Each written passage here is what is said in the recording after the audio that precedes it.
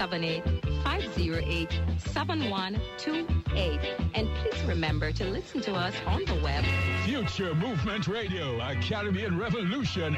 Future Movement Radio. Sizzling Caribbean music, news from the region. Exciting interviews from and about the region. Hosted by the magnetic Pat Backus, and the radio will never be the same. Future Movement Radio. Future Movement Radio. Tune in, future is here. The future is now. Future Movement Radio. You're listening to Future Movement Radio. I'm Pat Backus.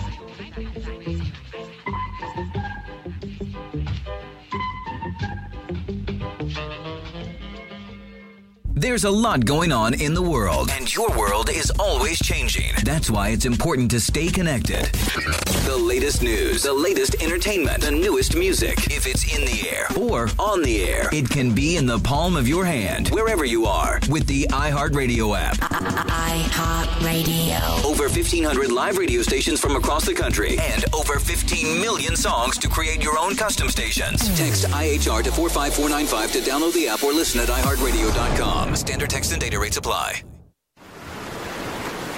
I know. You're thinking, there is nothing better than relaxing the days away on a soothing vacation. Unless you're saving a ton of money while you do it. Stop what you're doing right now and join Hotels Etc., America's premier discount travel service. When you join Hotels Etc., you'll be able to take the same amazing vacations and stay at the same amazing hotels with discounts up to 70%. You sure you got that? Discounts up to 70%. Plus, Hotels Etc. get you deals on everything, like cruises, car rentals, even movies, restaurants, entertainment, theme parks, and much, much more. Now you're thinking, this is going to cost me thousands. Well, think again. The low, low price will blow you away. Plus, if you join right now, you can try Hotels Etc. absolutely free for 72 hours. Wake up, people. Try it free for 3 days. No cost, no obligation. So now you have your vacation. And your money, too. Never pay full price again. Join Hotels Etc. right now and slash your travel and entertainment costs up to 70%. Hey, guys, I want to do a quick mic check. Check one. Check one.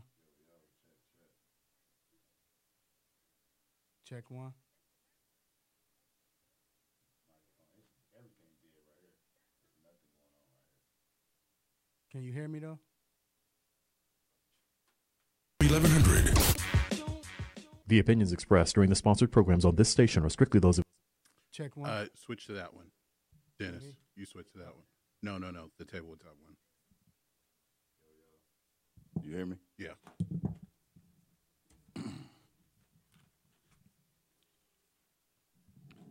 Check. Can you see yourself on the screen? Yeah, I'm good. Anything in the way? All right, we good. Yeah. Wherever you are, with the iHeartRadio app. iHeartRadio. Over 1,500 live radio stations from across the country, and over 15 million songs to create your own custom stations. Text IHR to 45495 to download the app or listen at iHeartRadio.com. Standard text and data rates apply. We know you can't get enough of WWE, The Real 1100 AM. The Real.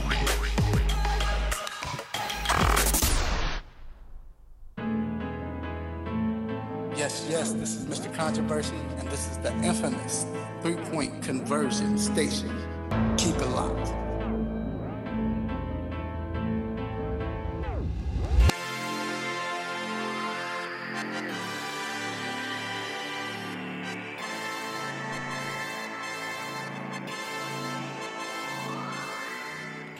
Yes.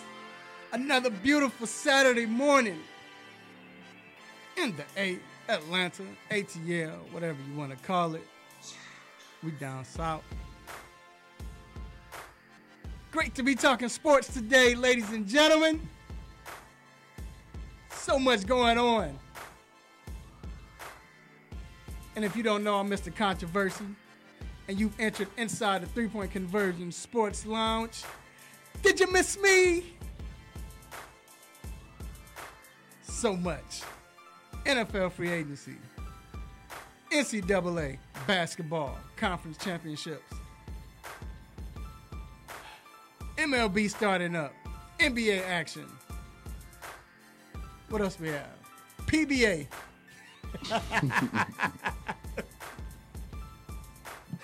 All right. So, once again, go ahead. What you got, G? I was trying to do that Pete Weber quote. He's like, I don't know what you are. I am. Like, it's like so weird. One of those bowling quotes. Like, yeah, the bowling. I know you're talking about. You know, dude be killing him with the glasses. But anyway, like I said, you've entered inside the 3-Point Conversion Sports Lounge.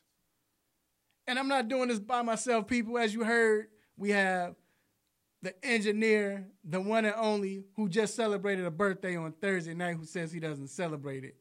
Or on Thursday, I should say. But he says he doesn't celebrate. My man, G. Shout out to Nathan Peterman.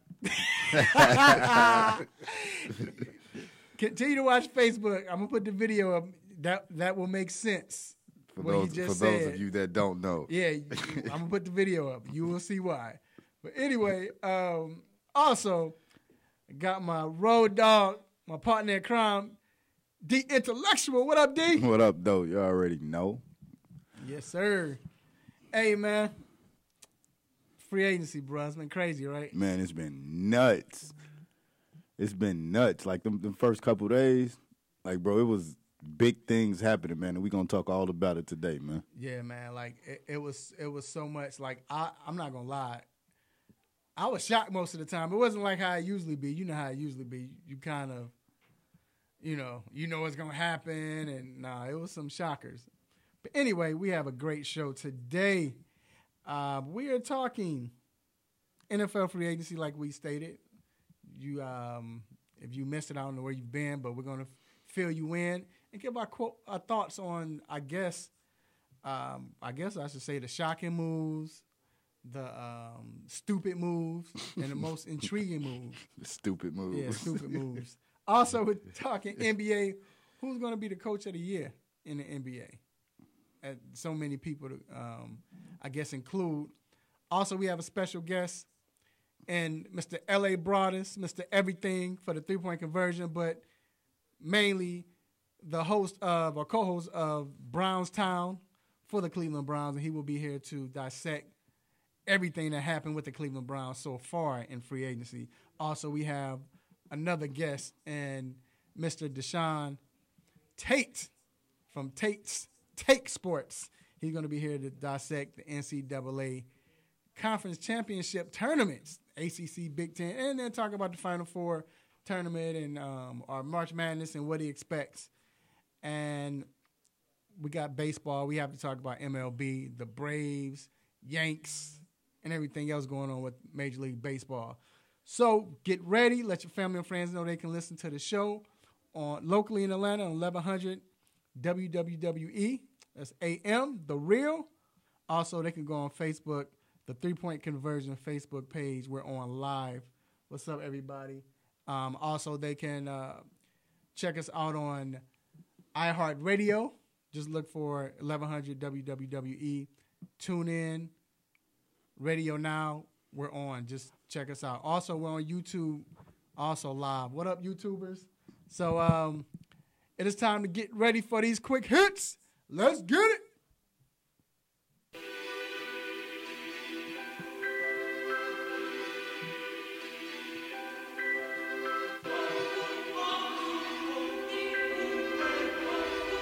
Shout out to Sharon Beats for the sick beats. All right, we're going to start it off like this.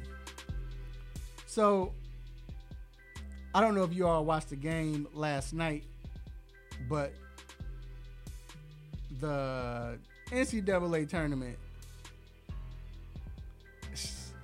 man, North Carolina Duke.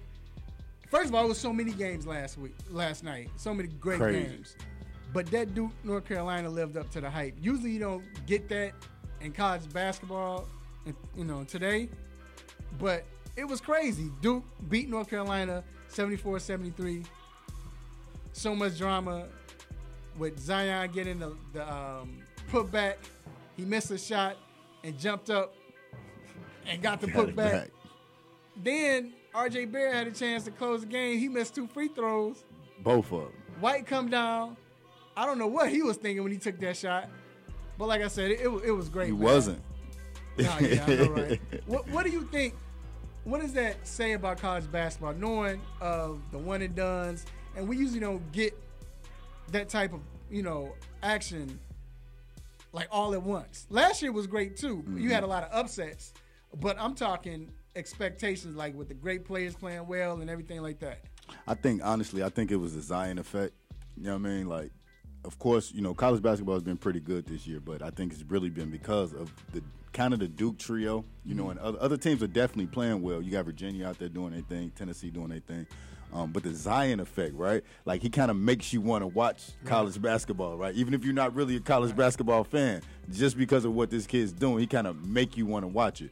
And this is one of them instances where the one and done actually is good for college basketball. A lot of times we'd be like, well, it's not really good for college basketball because it kind of takes away from it after they're gone. But this year, Zion being there really, really helped college basketball. Right. And G, let me ask you this.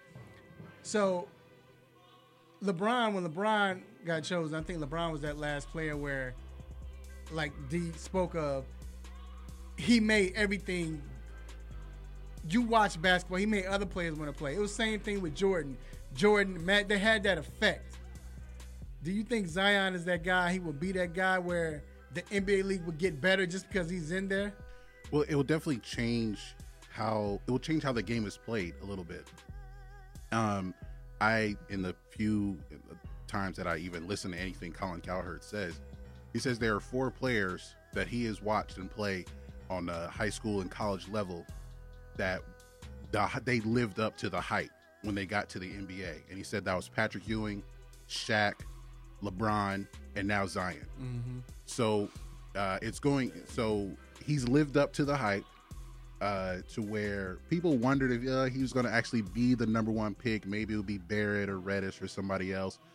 But now it's to a point to where you have to lose your job as a GM if you don't draft this guy with the first pick. Yeah. Right. And, a lot of people keep saying that, Barrett's better or Reddish might be a better fit for the NBA. Zion had 31 points last night, and they scored 74 as a team.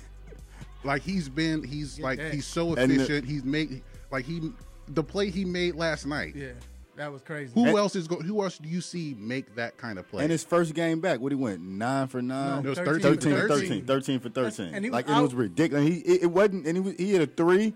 You know what I mean? Had he hit more free throws, he'd have 35? Yeah, he'd been out for 2 weeks? 3 weeks. Yeah, that's crazy, man. And I agree. We're gonna move on. But like you said, you got players that lived up to the hype. I'm glad he lived up to it, for real. Because because there's a lot of people, even in his junior year, senior year, thinking he was just a dunker. Was he going to be able to? So one of my biggest things, I know we got to get past this, was I didn't want a Felipe Lopez to happen. You remember Felipe Lopez, where he was so better than everybody in high school, but when he got to college, it kind of tailed off, right? Like he kind of stayed stagnant. And part of that also, well, it doesn't happen with Zion. I think you're going to see more players get considered the next LeBron, and maybe the skill set it won't be as much pressure as Felipe was called the next Jordan. Right. Yeah. And he was Dominican Jordan. Yeah. So having that label kind of hurt. And then too, I mean, we look at Andrew Wiggins now. He garbage. But anyway, moving on. I'm glad you said that. Thank you. Yeah, he's on a garbage. He needed that shout out. He's on a garbage watch. He needed that shout out. All right.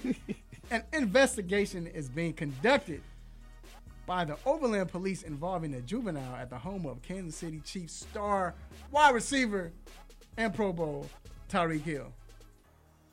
Hill is no suspect, but the incident happened in his home. It is involving his fiance. I'm tired of people worrying about other people keep whooping their kids, man.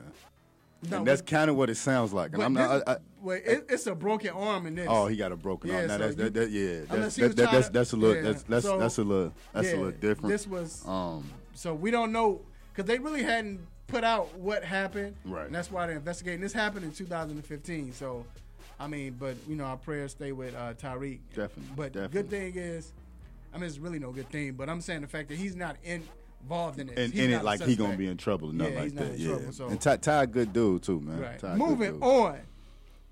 The Miami Dolphins traded quarterback Ryan Tannehill to the Tennessee Titans for a 2019 7th round pick and a 2020 I think it's 4th round pick. And Tennessee received a 2019 6th round pick.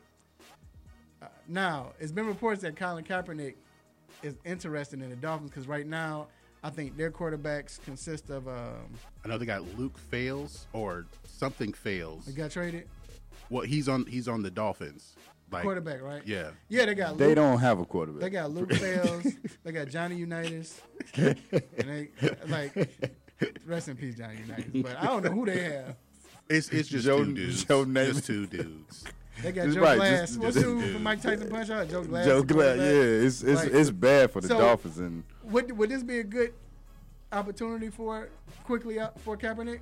If the team forgives that Fidel Castro T-shirt, sure. I mean, but not just that, right? Like, if y'all know what I'm talking about. Yeah, definitely. But even with Kaepernick, right? You don't want to go into a bad situation, right? You know what I mean? Is the Dolphins the and I know he want to get back in the league, so I guess it wouldn't matter. Yeah. Just to get back in the league. Yeah, so. I guess. Moving on. The NFL has suspended Cleveland Browns running back. Notice I said Cleveland Browns running back. Kareem Hunt. Don't even sound right. For the first 8 games of the 2019 season for the incident he had last year in the hotel where he got into it with the young lady and he apparently he tried to kick her or whatever. But 8 games. Do you think that's? I think that's on point. Okay. I think it's on point. I was expecting anywhere from 8 to 10, definitely half the season at least. He can't be mad. I'm sure he's satisfied with it. It's not a whole season. It's not, and he didn't appeal it. He didn't. I think it's perfect to tell you the truth. Yeah, I think it's perfect. I think it's good. Moving on. After the Utah Jazz put a lifetime ban on fan Shane Kiesel for offensive comments and being racist. Yeah, I had to throw that in. Thanks. You needed that. OKC Russell Westbrook. That was my thought, but it's true. But the Jazz also banned another fan for degrading comments toward Russ, calling him boy. This was last year. Yeah, in the playoffs. Yeah, because there was definitely an interaction during the playoffs. Yeah. Look, Utah has a reputation, one, as having great fans, and then on the other side, fans like this. Like racist, horrible fans. Like Dennis Rodman said it years ago. Yeah. You know what I mean? Like it's bad there. And even the owner got up, she spoke in front of one of the games. She gave a good, speech. Like, we're not going to tolerate hate. That's not what the Utah community is. That's not what we're about, which I'm sure, that's what it is. There's bad people everywhere, right? But I don't think the players should have to deal with it. And banning these fans is the right thing to do. Right. And going forward, it's going to send a message that that's what's going to happen. And security, though, right, needs to – so you don't want to tell a fan what to say, right? Because you want fans to be able to say whatever they want to say to an extent. When it becomes racial, homophobic, degrading, things like that, then that's when security's going to have to step in, man. They need to, right. And then last but not least, speaking of security, do we need security for this guy? A video surfaced from September 22nd when the New York Knicks owner, James Dolan, was at a concert at the Pilgrimage Film Festival, and he kicked a fan out of the concert because the fan had a sign saying, trade the team, something, Dolan, trade the team. Why are you here? Trade the team. If you're watching on Facebook or YouTube, it says, quit your day job, yeah, sell that's the right. Knicks. Right. Sell the Knicks. That's what it was. Sell the Knicks. All right. And so Dolan had his band, JD and the Straight Shot. They were performing, and Dolan got on the mic, called a fan out. Why are you doing this? Do you see this is not here for this or whatever? Can you leave? And he did what he do, ban somebody. Well, he's a like you said, he's a banner. You know what I mean? Like he banned another guy from the Garden. And I saw an interview with him that he said they deserved it because they kind of planned it to sell it to TMZ. One of the fans that he banned that said sell it. Like, but this is a concert. Like, this has nothing to do with, like, come on, man, dude. He's sensitive. He banned Charles Oakley. Right.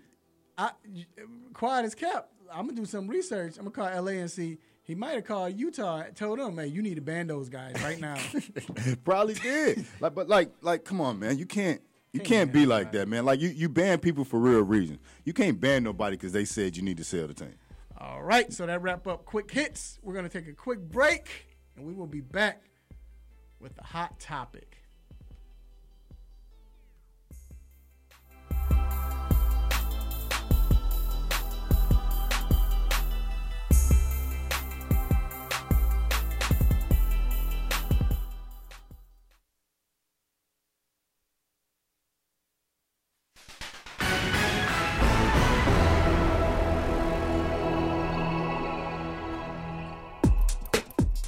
Good morning. This is Greg Hurd with your sports news break.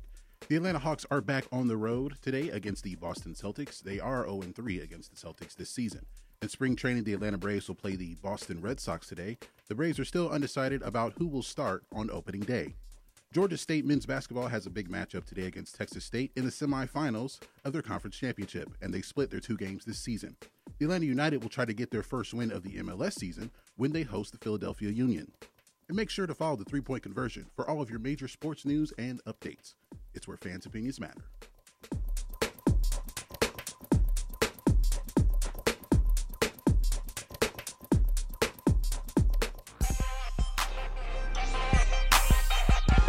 Hey, what's good? It's your boy Nate Burles from the NFL Network and CBS. One of the illest to do it. Hey, you listening to the 3-Point Conversion Radio. Don't you go anywhere. It's lit. It's lit. It's lit. It's lit. Hey folks, Handsome Josh is here to reveal some big news to all the AM 1100 listeners. I have an app. That's right, you can now check out all your favorite programs right here on The Real with the Real 1100 app. Whether it's sports, entertainment, or lifestyle, the Real 1100 definitely has you covered. So why don't you just tell me how much it's going to cost me? And here's the best part. It's available in your Google Play or Apple App Store, and it's free to download. Actually, you can count me in on this one. So download the Real 1100 app today and stay in tune with The Real.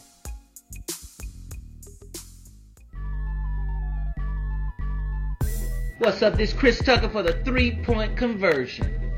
Let's go. Let's go. Let's go. Let's go. Let's go. Let's go.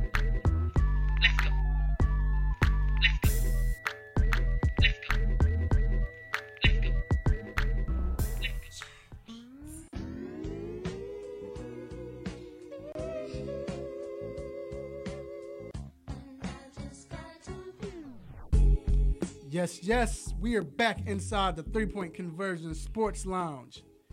I'm your host, Mr. Controversy, sitting here with my main man, The Intellectual. Yes. This next segment, The Hot Topic, is brought to you by Cindy Cuts Barbershop, located on 3000 Chapel Hill Road, Suite 206, Douglasville, Georgia. Great shop. Make sure you get there to get your hair cut. As always, no open seats. Great personalities. Great conversation. Great topics. And if you're there early enough, you get some great advice on being married. Ain't that right? B and Dwayne. Make sure you follow Dwayne Chambers. When you get there, go and ask for Dwayne Chambers. He's the barber when you come in, all the way down, the last barber on the left. And also shout out and check out my man B. What up, B? Mr. Brian. He is the he's third from the last, I guess, on the right. Go all the way down, third from the last. Big tall guy, you know. Think he a G. But anyway, so free agency, the NFL free agency kicked off this week. It really kicked off like last week, I guess you want to say it. Like, I mean, it's no more surprising, you know. But still, a lot of big names, different places, different faces. Man, I mean, you know, I was shocked. So I guess we'll start off. I'll ask you first, D. What was the most shocking? And I'll give you this. Mm-hmm. What was more shocking? Was it OBJ to Cleveland, AB getting traded to the Raiders, or Le'Veon Bell signing with the Jets? OBJ to Cleveland. You know, we kind of figured that AB was not going be with the Steelers no more. Like that was kind of a foregone conclusion. As far as Le'Veon, we knew he was going to go somewhere. The Jets was kind of the front runner, kind of so to say, for a minute. But what's his name? Gettleman, right? The GM from the Giants. He just said that, did you think we signed OBJ to trade him? They signed him for a big deal. To get rid of him now is leaving a lot of dead money on their books. I think they have, over 9 players or 7 players or something like that for $33 million. And it did make sense, but that definitely was the most shocking to me. What did you think was – did you think – okay, so he said that was the most shocking. Talk about when you heard it and you look at him going to Cleveland, did it overshadow everything with Brown? Do you think that's what Antonio Brown wanted going to the Raiders? Like, because everything was on the Raiders, they made this mistake or, such. So when this happened with OBJ, do you think Brown was like, yes, or Brown was like, nah, I want to be the spotlight again? No, I don't think that part mattered with Brown, because it seemed like he had the spotlight really for a few weeks leading up to the trade, as far as, having that interview, having the Hulk Hogan mustache, dyeing his hair blue, having a blue dread or whatever. Yeah. So he had the spotlight for a few weeks. I think he may have squeezed a little bit more drama out when it looked like he was going to the Bills, and then that fell through. But I don't think the Odell trade overshadowed all of that, because we all knew AB was not going to be a Steeler. Yep. Right. It was just a matter of where he was going. Yep. The Giants didn't have to trade Odell Beckham. The Browns weren't probably looking to trade for him, but the opportunity presented itself. They jumped on it. They jumped on it. Right. My surprise, I was surprised about that, but it had to be Le'Veon, just for the simple fact that, well, let me say this, and I said this. Shout out to H.O. I was on his show, SRT Sports Radio. I was on his show Wednesday night, and I talked about this, even though since Odell Beckham broke the internet, literally, but anyway, I talked about how, first of all, I respect what Le'Veon did. People say, oh, he was dumb because he took less money and all of that. No, I respect it because it still showed, no matter what, when you stand up for something. He stood up for something. You're not going to get, you're standing up. You don't stand up for anything that you know is going to happen. You stand up for something that's a risk. That's why you stand up for it. Period. So even though he didn't get it, I respect that. He still stood up. But, and I'll say this, and the fact that he signed with the Jets, that's where I was like, I understand they probably was the team that's going to give him the most money, but he hadn't won a championship. Like, I'm trying to think, who was that one running back? It was another running back that did the same thing in the past that signed for big money and it didn't work out. Can you think of somebody offhand? I'm trying to think now. I forgot who it was, but it was a running back. And it seemed like it was like he signed for the Jets or somebody, but he had a chance to sign with, anybody. He signed with a team that gave him money. I can't remember who it was, and it didn't work out. I'm just wondering, he gets the money, but did he do this basically because, well, I didn't get what I wanted, so let me do this to save face? Because, I like the quarterback. I mean, they got a young quarterback, but what receivers do they have? They don't have any receivers. The defense is trying to build. But I still don't understand why he would choose the Jets unless it was just because of the money. I mean, it had to have been that was the most he was going to get. That would be the most guaranteed money. Still not the. I don't think that's still not the record. I think Todd Gurley still has the record for most guaranteed money for a running back, and yearly too. Yeah, so I think that he was focused on, I guess, just getting the guaranteed money and having the long-term security, and he was not going to I mean, he wasn't coming back to the Steelers because all they were going to do is franchise tag him again. Exactly. It's a 1-year contract and anything can happen. So he didn't want to go through that again. And the market was not what he thought it was going to be for him. So here's the thing with that, right? With the Steelers and the franchise tag. They offered him, 70 previously over 5 years or 4 years? Was it 70 over 4 or 5 years? More guaranteed and everything. And he didn't want to sign it, which is why he went to the franchise tag, right? So explain that. Like, he was offered way more by the Steelers. I mean, it might have been 5 for 70, but how much would have been guaranteed? Like, I can't like remember. 20? And I actually think it was more than the money with the Steelers. Now all of this is coming out with how Big Ben is in the locker room, how he gets treated. And that's why I think it was more than just the money. That's me personally. Maybe, I don't know, because the Pittsburgh locker room been toxic forever. I mean, that's just the way it is. Big Ben hasn't changed. Yeah, they say he talked to his O-line. That's it. Right. I think part of it was a respect thing. Definitely. And I think that's what it was with AB for the most part, even though he was being underpaid as far as his production. Yeah. So when he went to the Raiders, they signed him an extension. He does make more money. He has a raise basically. Yeah. So it was partially a respect thing for Brown, and I think also for Bell, and I think that gets understated with Bell, as far as just having this respect of we value you as a player, and we're going to treat you like we value you. And I think with Brown, he was saying that as far as his quarterback goes, but with Bell, that wasn't really understood. People just thought it was about money. But It's it was about more the about respect, the respect. right? Like, I've done this, and I think what people fail to realize, like, he had a terrible knee injury, right? He came back the following year and tore the NFL up. And y'all want to franchise me? Like, man, I think they should have just paid him. Like, pay the man. Like, give him what he needs guaranteed. He wanted to set the market standard for not just being just a running back, because he's not just a running back. Right. So what has been the most disappointing in free agency? Like, what team do you say, man, it's the Giants. I can say it's the Giants. I don't see how it's not the Giants, because it's not clear exactly what they are doing. I mean, you trade Olivier Vernon, you trade Odell Beckham.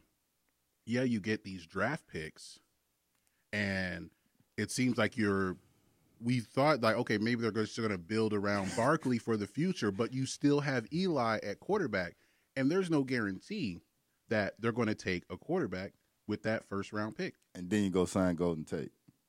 I mean, they had to. Right at that point, I probably could have got a job. Like, but they paid him too. Yeah, you know what I mean? Yeah.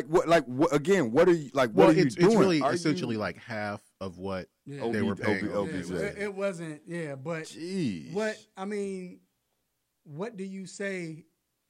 I don't know. I asked a Giants fan. I said, I don't get it, because I'm like, gee, all right, you're trying to start over, but you have the core with Odell, and you have that is starting over. Like, Odell is young enough where that is starting over.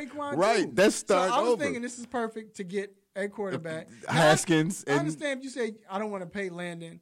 Let me get somebody else. Okay, I get that. Right. You can get a safety in the draft, second round. I don't know. But and again, draft, even if you wanted to keep Eli this year, right? Draft Haskins, let him sit behind him, and then, But part of it also, you think these are stuff things they could actually do, but Gettleman has this history of what we don't know what we think he would value, he doesn't actually value. Right. When he was with the Panthers, he didn't value receivers. Nope. So he let Steve Smith walk. He didn't value DBs, so he let Josh Norman walk. He values, you may think, he values linemen, but then you give Matt Khalil a contract, he keeps getting hurt all the time. Right. And Carolina just released him too. And they start Michael Orr at left tackle, where before he was a right tackle. He came to the NFL as a right tackle. And he was 13 years in by that time? No, he was like 8. 7 or 8 years off injuries, like, you know what I mean? A lot of injuries, and okay, yeah, he's not that good as a left tackle. He could be on the right side, but then you like, okay, yeah, let's put him on the left side and have him protect Cam Newton. Mm-hmm. And they made a Super Bowl run, and because of that, it's like, oh, see, I'm a genius. This all works. So has it been a team that has intrigued you? Yeah, I guess no one. Cleveland. I mean, of course, right? Because of what's on the. But there's another team that actually intrigued me, and they haven't did anything. I don't want nobody still not to sleep on the Pittsburgh Steelers. Like, they have the most important things, right? Which is stability, quarterback, and coach, and they've all been together, right? And what does that usually equal to? Wins and playing well. And then we all know that Pittsburgh, no matter what, you can plug in anybody. They always seem to find the playoffs. It seems to work, right? I guess the thing with Pittsburgh is that we've seen so much of their offense, but historically it's been their defense that has carried them. Right. So I don't know if they've done anything on defense yet, but the team that has intrigued, just because based on one signing, and people may not see how important he actually was on the Patriots, but Trey Flowers going to Detroit. To play for Matt Patricia. He knows him from New England. Like, that could change what the Lions' defense could be next year, at least. Yeah. I still don't think their offense is going to be that good. I don't know who Matt Stafford is going to be throwing to. They got Kerryon Johnson, but they just signed a wide receiver. Who? Detroit? Yeah. I guess not important enough for me to remember. Right, but I would say, okay, this is the team. Two teams, the San Francisco 49ers. I mean, the D4 pick was great. Then they pick up running back from here. I can't even think of his name. Oh, Tevin Coleman. And they pick up another linebacker. Well, they re-signed a linebacker. And it seems like they brought in Quan Alexander. That's what it was, Quan Alexander. So they bring in Quan, you sign Tevin, and then you sign D Ford. You trade for him and you sign him to a big contract. We just reported. I like what the 49ers are doing. But here's the other team, the Jacksonville Jaguars. They got rid of Malik Jackson, but the big signing was getting Nick Foles. Now, everybody say Nick Foles. Come on. Nick Foles done horrible. Well, at least they have moved on from Bortles. Right. And that's that was enough. Let's do that first. Let's do that first. But you get somebody who has playoff experience. I mean, Bortles had, but he had won at one game or two games. But no. But you got somebody who can throw the ball, who knows the game. They don't have receivers, but they still got a great defense. Still got Leonard Fournette. I think it was important for them to move on from Bortles, and it's a good signing for them to get Foles, because now we don't have to worry about the defense. May have to not have to worry about as much as we got to hold a team to like 16 points to have a chance, because our offense isn't going to score. They're just going to stack the box against Fournette when he is out there, and so the pressure, it takes the pressure off the defense a little bit. Right. But who does he have to throw to? And Jalen Ramsey just needs to play. It was Amendola. I just want him to play this year. Appreciate that, Frank. It was Amendola that went to Detroit. And it's not big, but it wasn't. It was. I thought it was somebody else. And I as want a Bears fan, I'm like, yes. Yeah, I want Jalen Ramsey to just play. And I'm not saying he can't talk, right? But you got to back it up when you talk, right? Last year he did not do any type of backing it up. So this year I'm gonna need you to just play. Don't worry about yeah. All right, we're gonna take a quick break. We're gonna be back to talk some NBA basketball. Who should be coach of the year? We'll be right back.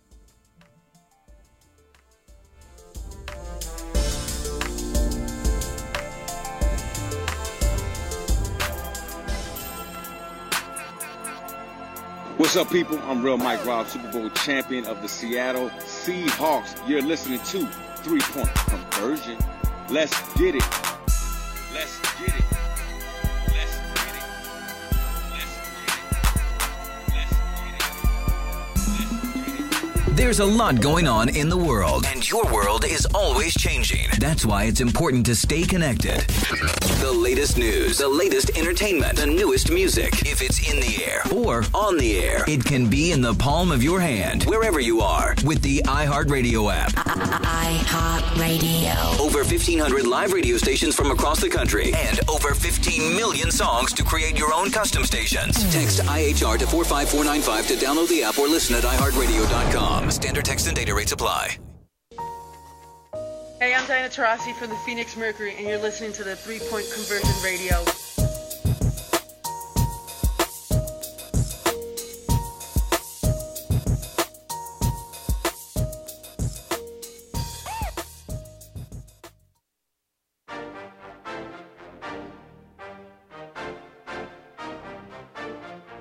All right, we are back inside the 3-Point Conversion Sports Lounge.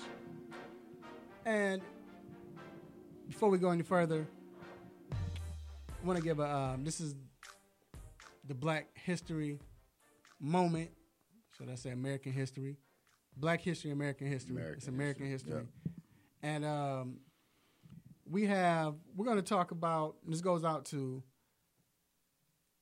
I don't know if you know about, you should know, 1965, 1966 team, and we look at the Texas Western Miners.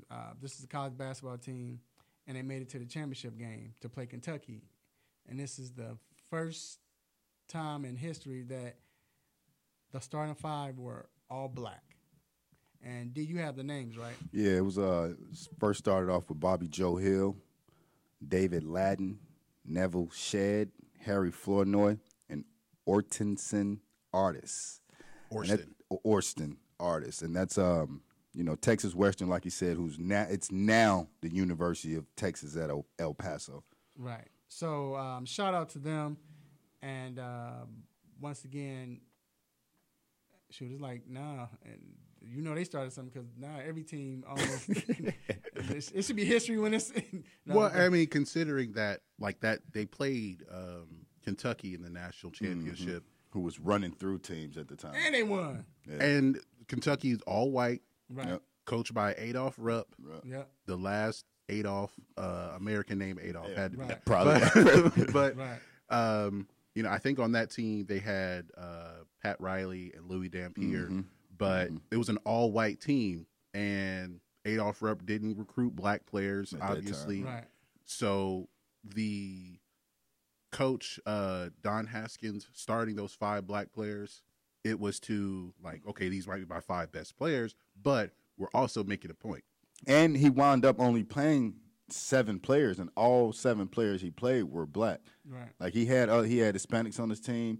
A Hispanic on his team, and I think a couple of other people. And the only 7 he played in that game were all black. Word is he told his center, David Ladden, first play of the game, I don't care what you do. You go in, you run somebody over, and just dunk the ball and try to tear the rim down.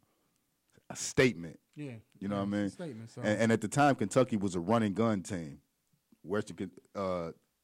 Texas were like a slower team, but that game, they changed it up on them. So shout out to them, and like I stated and promised you all, not just a promise is what it is, but each month we will have an American history with Black history. So each month. So all right, now we move to the NBA.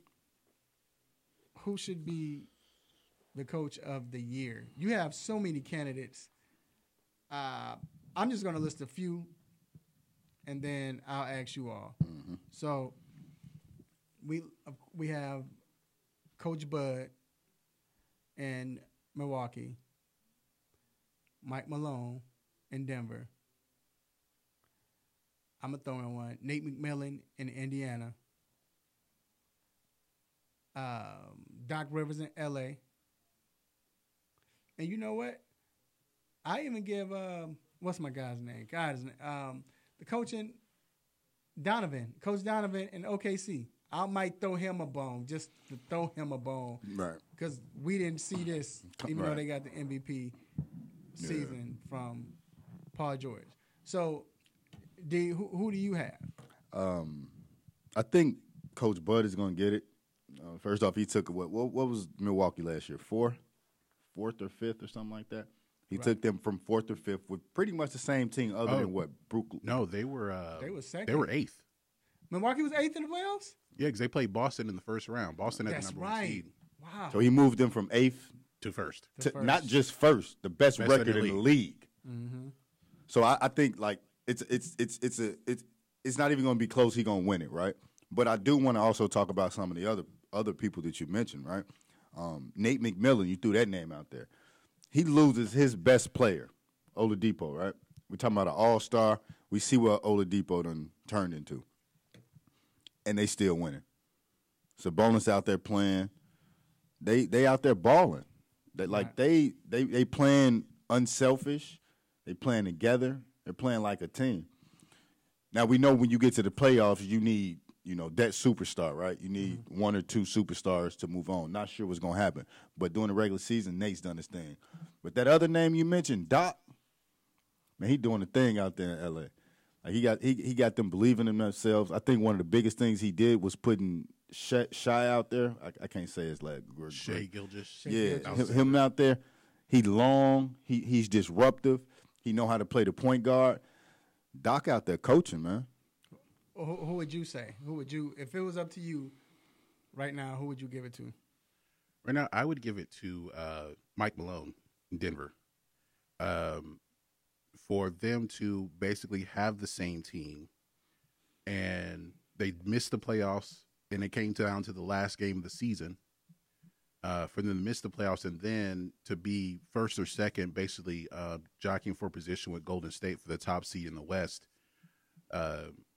with basically the same team, is just if you give him time, because I think like he didn't get the time that he should have gotten in Sacramento, but that was just a dumpster fire there as far as the kind of team that like they had all these high draft picks and it wasn't turning into anything. Right, and it's like, all right.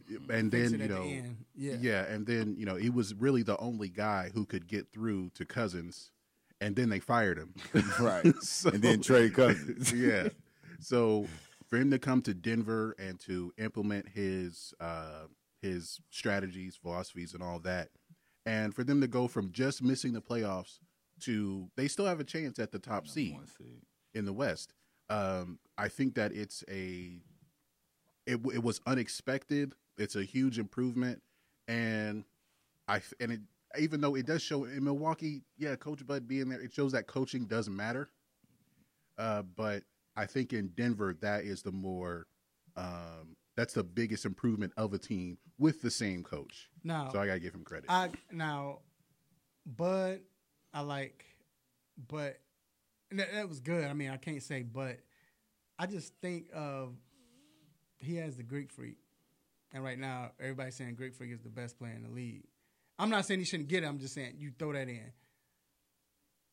I like Mike Malone because no one expected Mike Malone.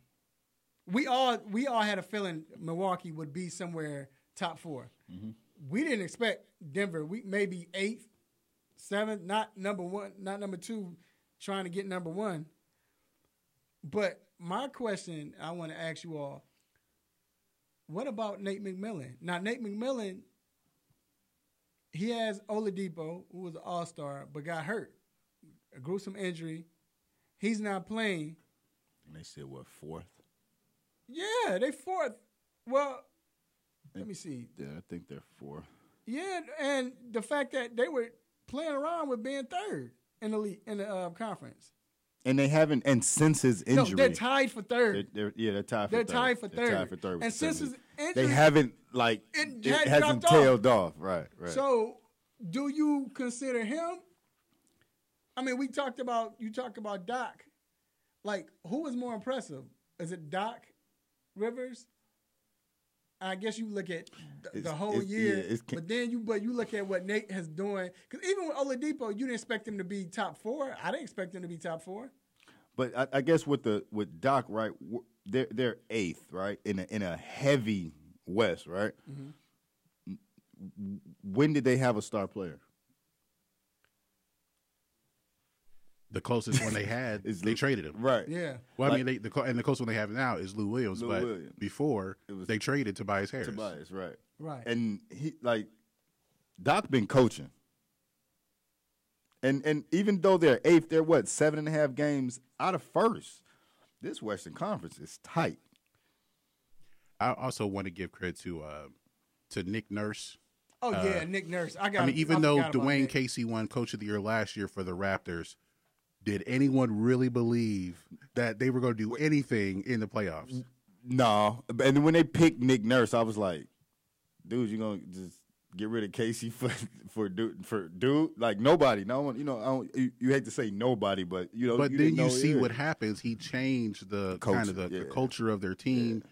We look at them differently, and they made the trade for Kawhi Leonard, but still, like, this is a team it's to still where the playing, the offense, But I think like people may not vote for them because maybe they're just playing better because now they don't have to worry about LeBron in the playoffs. But they don't have to run into him again. Yeah, but what's funny is Marc Gasol hasn't even gotten implemented as strong as you would think. I just right? think that with Nick knows that team, man. He knows he's been there. He knows it. So he know, like I've been saying, he can tweak it now. That's what he wanted. It's like Phil Jackson. Phil Jackson, when he was with Chicago, he had been there. So he was an assistant. He knew everybody's strengths, their weaknesses, and he probably knew this might need to work. I need to tweak this. But you really don't have that say-so when you're an assistant coach. But now, as a coach, when he came in, even though they lost that first year to the Pistons when he coached in 90, it was still like you saw a different team, It's kind of like being the sixth man, right? Like when you're sitting on the bench, you're seeing the starters, you're seeing what's going on and what you need to do or what this needs to be done. You kind of go out there and make it happen real quick. So I see what you're saying with that. Right. All right, so it's going to be tough. I can't wait to see. My vote, quickly, what's your vote? Just say Bud, Coach Bud.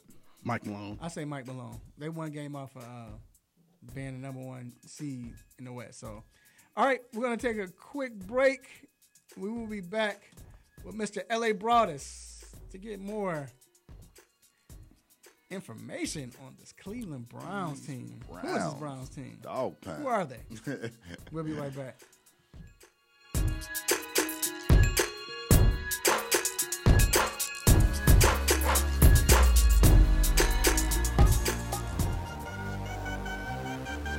Three-point conversion, Kevin Huerter with the Atlanta Hawks.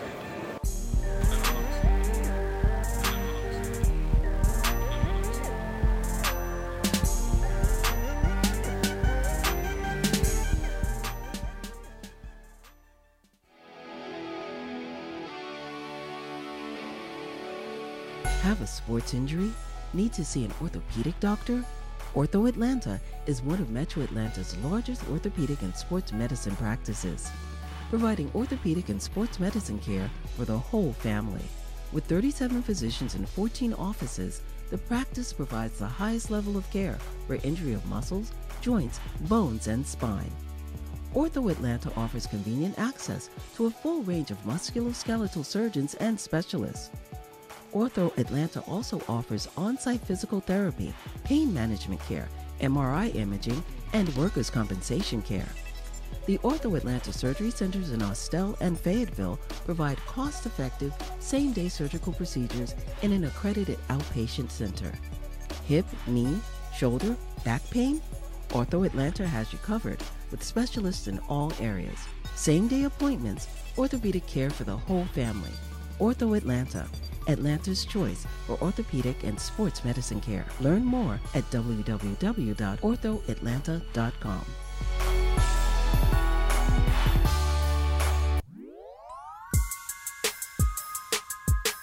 I'm Larry Gajobi from the Cleveland Browns. I'm rocking with the 3-point conversion radio.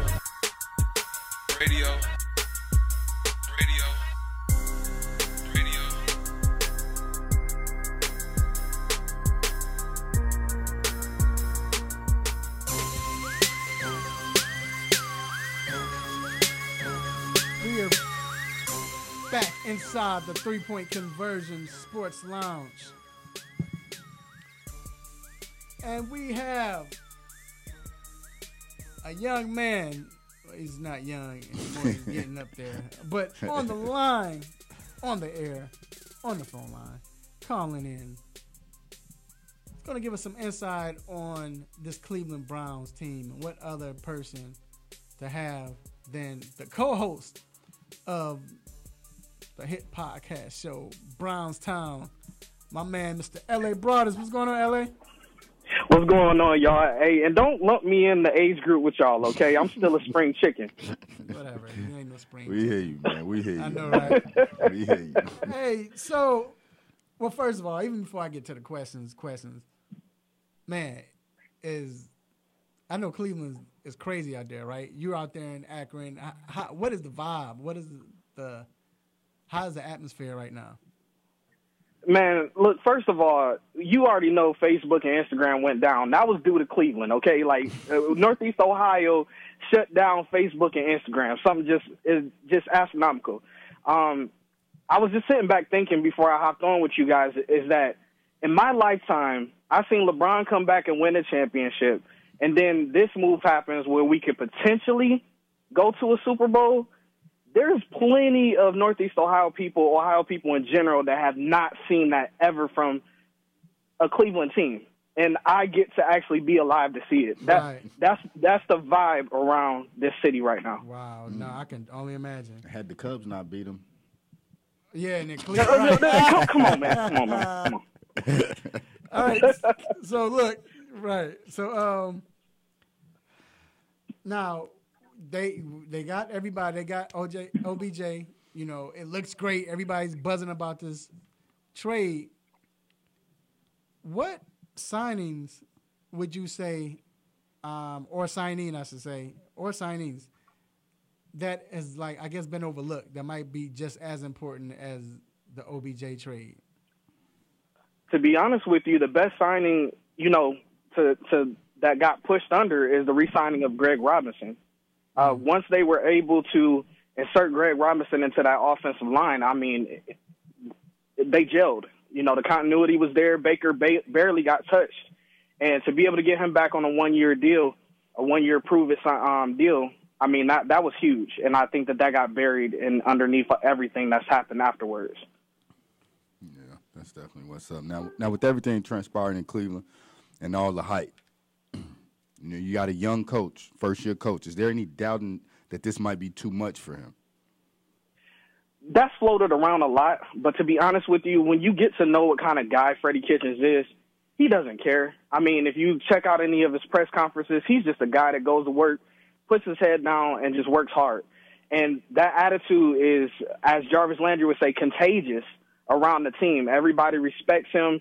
He's the kind of guy that can get up in people's faces without belittling them or anything like that, but he just shoots straight from the hip. You know, the way John Dorsey is, that's the way Freddie Kitchens is, and I know that it's his first time being in this kind of role, but a lot of people around the league have said that Freddie has been that guy that has been overlooked, unfortunately, but he works hard, and they're actually glad that he is getting this type of exposure now. That's what's up. So let me ask you a question. Do you think that this is more of this signing of or having Kitchens become head coach, it was more of Dorsey because this is like looking at it as his guy versus Greg Williams? Because wouldn't you think that Greg Williams did a heck of a job the way the team battled back once he took over the helm of the team? Yeah, absolutely. Greg Williams did a great job. It was a complete surprise, like I said, when all that happened back then, you know, Hugh Jackson going, and then even Haley, because a lot of us picked Haley to take over. But when we seen all that happen and all the, you know, just all kinds of stuff going on in the background that you didn't know about, and it finally came to fruition, we were like, wow, okay. So that was a good move. With Greg Williams, it's kind of a catch-22 because, like, everybody wanted him to be there, but Dorsey is always looking to be innovative. He wants to take that next step. And even though Greg Williams was there, it's kind of like we kind of felt like he did an okay job, but Dorsey's looking for that next splash, as you see how he has been as a GM. He's always looking for that next splash. So he felt that Kitchens picking him, not only is he his guy as far as mentally, they're matched up pretty well, but he's that next step. You know, he's looking. You know, everybody's looking for that next Sean McVay, and in no way am I comparing Kitchens to Sean McVay, but he's looking for that next big splash, and that's why I believe he chose Kitchens. All right, and once again, we're here live with L.A. Broadus, the host, our co-host with my man, Mr. Eric. What do y'all call Eric now? What's his nickname? Stoshball, a.k.a. Stoshball. Stoshball of the podcast Brownstowns, about the Cleveland Browns. Now, of course, we talk about the team. You know, you mentioned how everybody's excited being in Cleveland with this trade with OBJ. When you think about how big this was, you mentioned earlier, talk about now people never experienced, they got experience LeBron winning the championship, and maybe now Cleveland going to the Super Bowl, being a contender. What was bigger? Was it LeBron coming back to Cleveland after he went to Miami, or was it the trade of OBJ and the effects of the trade? Okay, so this is going to be an unpopular opinion. We've already battled amongst Browns Twitter for the last couple of days around this subject, but LeBron represented a homegrown person. But to be honest with you, he didn't mean that much to Cleveland as LeBron meant to Akron. Okay, so like the Akron and the cities surrounding Akron, he was the Akron guy and got shown the love there. But as soon as he left Cleveland, you seen how Clevelanders did. They turned against him, burned his jerseys, did all of that. But the people from Akron and the surrounding cities around that, you know, I still got all 4 of my jerseys from them. I'm not burning nothing. but what the fact is that in this area, it's a blue-collar town. So, you know, the factories and all that, football is actually the king. And the fact is that the Browns fans have suffered through so much drama just with the coaching, with GMs, with the fact of not even having a team for all those years. You know, going down and seeing Baltimore win a Super Bowl. Those things hurt, man. And that kind of thing, everybody's a Browns fan up here, but not everybody's a Cavaliers fan, if you see what I'm saying. Absolutely. Yeah, no, that makes sense. It do make a lot of sense. Now, is there any concern about Baker handling the pressure of getting everybody involved, living up to the expectations of what this team is, and also avoiding the sophomore slump? Yeah, that's a good question as far as the sophomore slump. But the way Baker operates and works, I mean, he's a hard worker. He's in the books. He's doing everything to get better.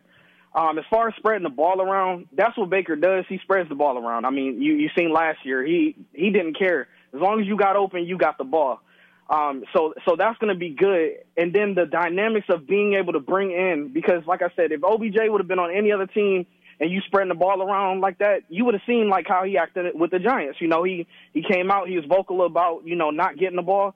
But with him being paired with his best friend, Jarvis Landry, they just want everybody to eat. And a good point that I heard is that the reason why players come out and they are mad about not getting the ball is because not getting the ball to that player means they family don't eat. And if you're in a locker room with another teammate, y'all are teammates, but y'all ain't necessarily best friends. So that other person across from you, you a wide receiver, I'm a wide receiver, that don't mean that I care about your family. I just want us to win. You know what I'm saying? Mm-hmm. But because of the fact that they are best friends, Jarvis cares about Odell's family, Odell cares about Jarvis's family. So as long as they winning and as long as they still shining together, they're not going to really care. And that's why I think a lot of people aren't looking at when it comes to the dynamics and how important it is for them to be best friends. Do you think that changes if they're not winning, though? No, I don't, because there's too many strong-minded people. They talk about the strong-minded people, of course, you know, in a negative way. But you need to have a strong mind when you lose too, right? You need to be able to pick yourself up out of that hole. And there's too many positive people there that will pick each other up around this team. Like it's really crazy because even the Browns were 7-8-1 last season. Okay, they didn't win anything yet. They didn't even get close to the playoffs yet. But you seen Jarvis's attitude. Like they were still positive. They were still picking each other up. Baker was still positive. You know, every time they came out to the press conferences and talked about the losses, I mean, everybody was still positive. You didn't really hear that much craziness coming from the team. Now, you heard it from the coaches and stuff, and that's why they're gone. And like I said, that comes from the top, from Dorsey. Dorsey doesn't play any games. If you out there and you barking your gums and talking stuff and all that, you gonna get cut. You'll see him move people real quick. He does not care. All right, LA, this is G, man. I have a fun question for you as far as regarding Jarvis Landry and OBJ. I told some people, like, I know that Jarvis Landry wanted OBJ to come to Cleveland. I was like, man, if that happens, you know how much dancing will be done, and they might get delays of game because they're doing too much dancing before the play. But has anybody tried to make a new song or dance for the Cleveland Browns yet? And if not, like, would you be able to? I'm giving you an opportunity to like capitalize on that. To have a viral dance and song for this new era, basically, of the Cleveland Browns. So if like Kid Cudi or Stally is trying to like make a new song for this team. Hey, look, anything is possible. I mean, even just with having Baker in town, we seen my cousin Snoop come up in the training camp and stuff. So I'm pretty sure they're gonna have all kinds of high profile people coming through. I have not seen a dance yet. I did see an Avengers Endgame trailer though that they mixed up for Browns cutscenes and stuff like that. So that was really awesome. And then I seen a T-shirt that they made talking about John Dorsey being the Godfather now. Which is on my Twitter right now. It's going crazy right now. But I have not seen the dance yet, but I would not be surprised. And you may see me upload a video doing it. I mean, you never know. All right. There you have it. Mr. L.A. Broadus. He is the host of Brownstown, a podcast about the Cleveland Browns. Also, he is the three-point conversion insider. You can follow him on Twitter, Instagram, Facebook at LA Broadus.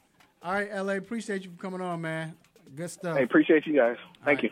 We're going to take a quick break, and we'll be back with the Stop It segment. Stop it.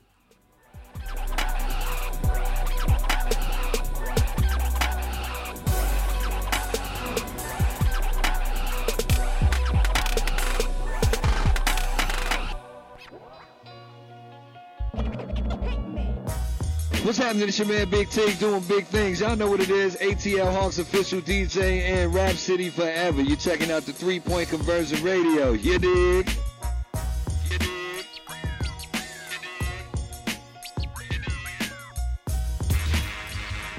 You are tuned into WWE Lakeville, AM 1100. The opinions expressed during the sponsored programs on this station are strictly those of the program hosts, guests, and callers and are not necessarily those of Beasley Broadcast Group, this station, its staff, other advertisers, or agencies. Are you tired of avoiding great tasting food because you want to eat healthy? Well, Salad Express will fix that problem for you. Salad Express is a gourmet salad and grill restaurant that gives you multiple options to satisfy your taste buds and keep you healthy. They have over 40 toppings, which are cut fresh daily, 7 homemade soups, and even chili. You can also order hot sandwiches and wraps with choices like grilled chicken, steak, salmon, and shrimp, which can be added to salads too. So go ahead and visit them today at 1055 Mansell Road, Suite 600, Roswell, Georgia, and 1171 La Vista Road Northeast, Atlanta, Georgia. Call their Roswell location at 770-680-5992 or the La Vista Road location at 404-929-8828. And don't forget to let them know the 3-Point Conversion Sports Lounge sent you.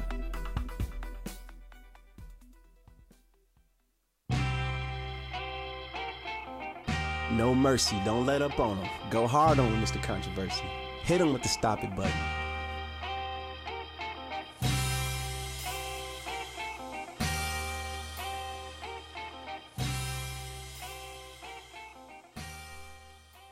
All right, we are back inside the 3-Point Conversion Sports Lounge.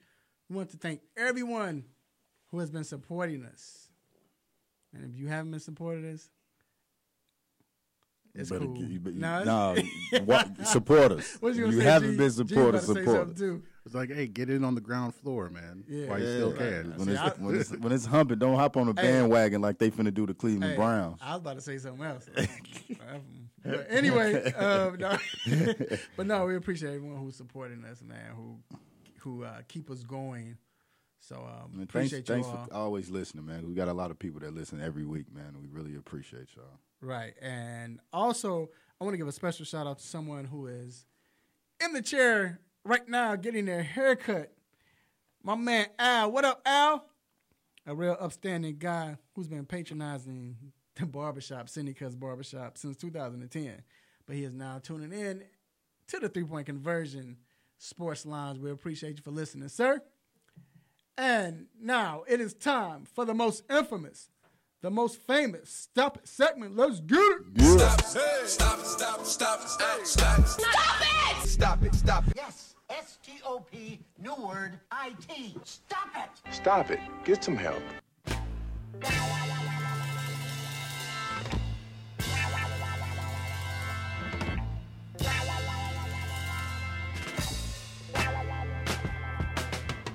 All right, D, you are up.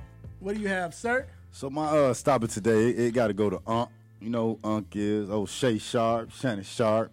The other day he was talking about. Shannon Sharp said this? Yeah. Oh, wow, okay. The other day he was talking about Zion. He was saying how a man-child he is. And he said he came in bigger than LeBron. What he said was that when LeBron came in, he was skinny. He was the skinny high schooler. Man, LeBron James was 6'8", 240, 250. Yeah, man, you can't. You got to get a stop it for that. Stop it. No way he was skinny. LeBron James looked like Shannon Sharp's father when he came in. What are you talking about? Yeah, I mean, I know Zion's bigger overall, but LeBron wasn't LeBron wasn't skinny. All right, G, it's on you.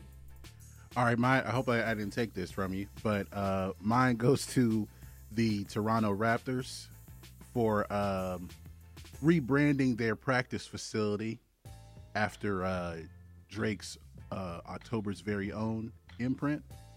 So if you go to their practice facility, it's OVO, I heard, you will see the Raptors logo and the OVO logo on the side of the building. Yeah. Look, Drake may be sidelined in all the games, but he is like Lil Wayne. He's like Snoop as far as being a bandwagon fan.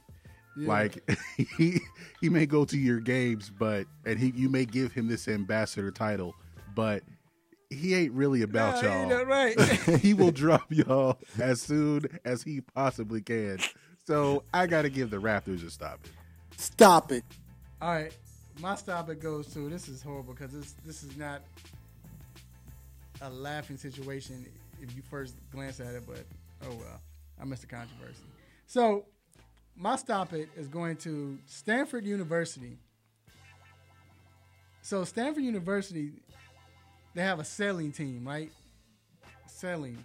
And their coach, John Vandermoor, pleaded guilty to accepting $270,000 in bribes from a bogus charity to recruit 2 teams with little boating experience. I don't understand how in the world, how can you, it's sailing. Get anybody you want. I mean, maybe because I'm not. You got to know how to sail, man. You got to know how to sail. It's an art to it. I'm joking. You getting in trouble with the NCAA for sailing, for getting recruits from sailing. Yeah. Stop it. Now it might just be 3 people. He is just as dedicated as the basketball coach or the football coach. They took $500,000 more in donations from the same nonprofit link. Who cares? What's funny is that, like, with the college admissions scandal that's been going here the last week, there was somebody who like the part of the scheme was getting your kid to put them on an athletic team that no one was going to pay attention rowing to, or like something, crew, yeah, like crew or water polo. No one's paying attention to crew and water polo. Then they got caught. So they were getting these kids are getting scholarships, getting crew scholarships, and taking pictures for the catalog as if they're really on the crew team. Right. What's even funny with that is that one of the daughters was like, "I don't want to go to college." Like she was on YouTube, flat out saying that. I guess I'll go there to see what's going on and. It was hilarious. After mom and dad spent $500,000 and that's to who get you, daughter. you That's, going to school. That's who daughter it was too. For Full House. Yeah, Becky. I spent $500,000. You are going to school. Her daughter was like, I guess I'll go in there and see what the deans want me to do, and I just want to party. And all right, we're gonna take a quick break, and we'll be right back.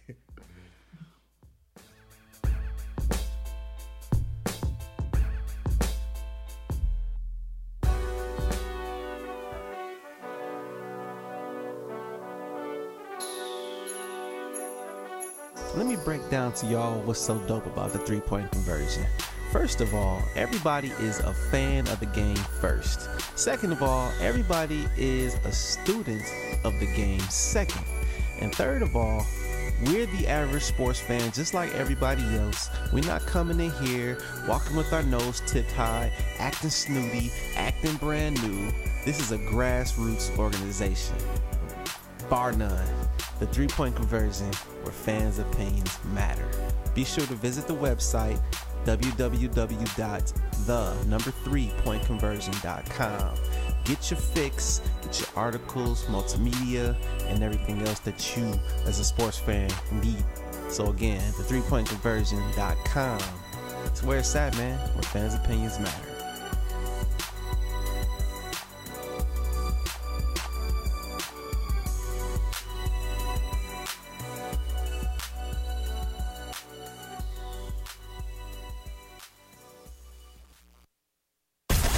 Tune your radio. Tune in. Now. You can tune in to this radio station on any smartphone or tablet. iPhone, Android, BlackBerry, Nokia, Samsung, Windows phones, or whatever you have. Download the free TuneIn app from your phone or tablet's app store. Tune in with music, sports, news, and comedy. From over 70,000 radio stations around the world, including this Beasley Broadcast Group station. Check it out at tunein.com or your app store.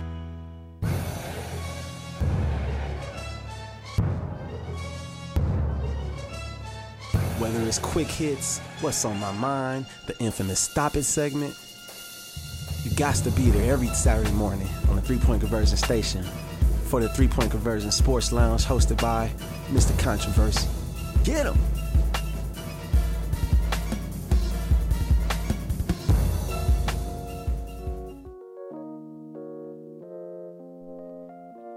All right, we are back inside the 3-Point Conversion Sports Lounge. Quickly, what you got going on, D?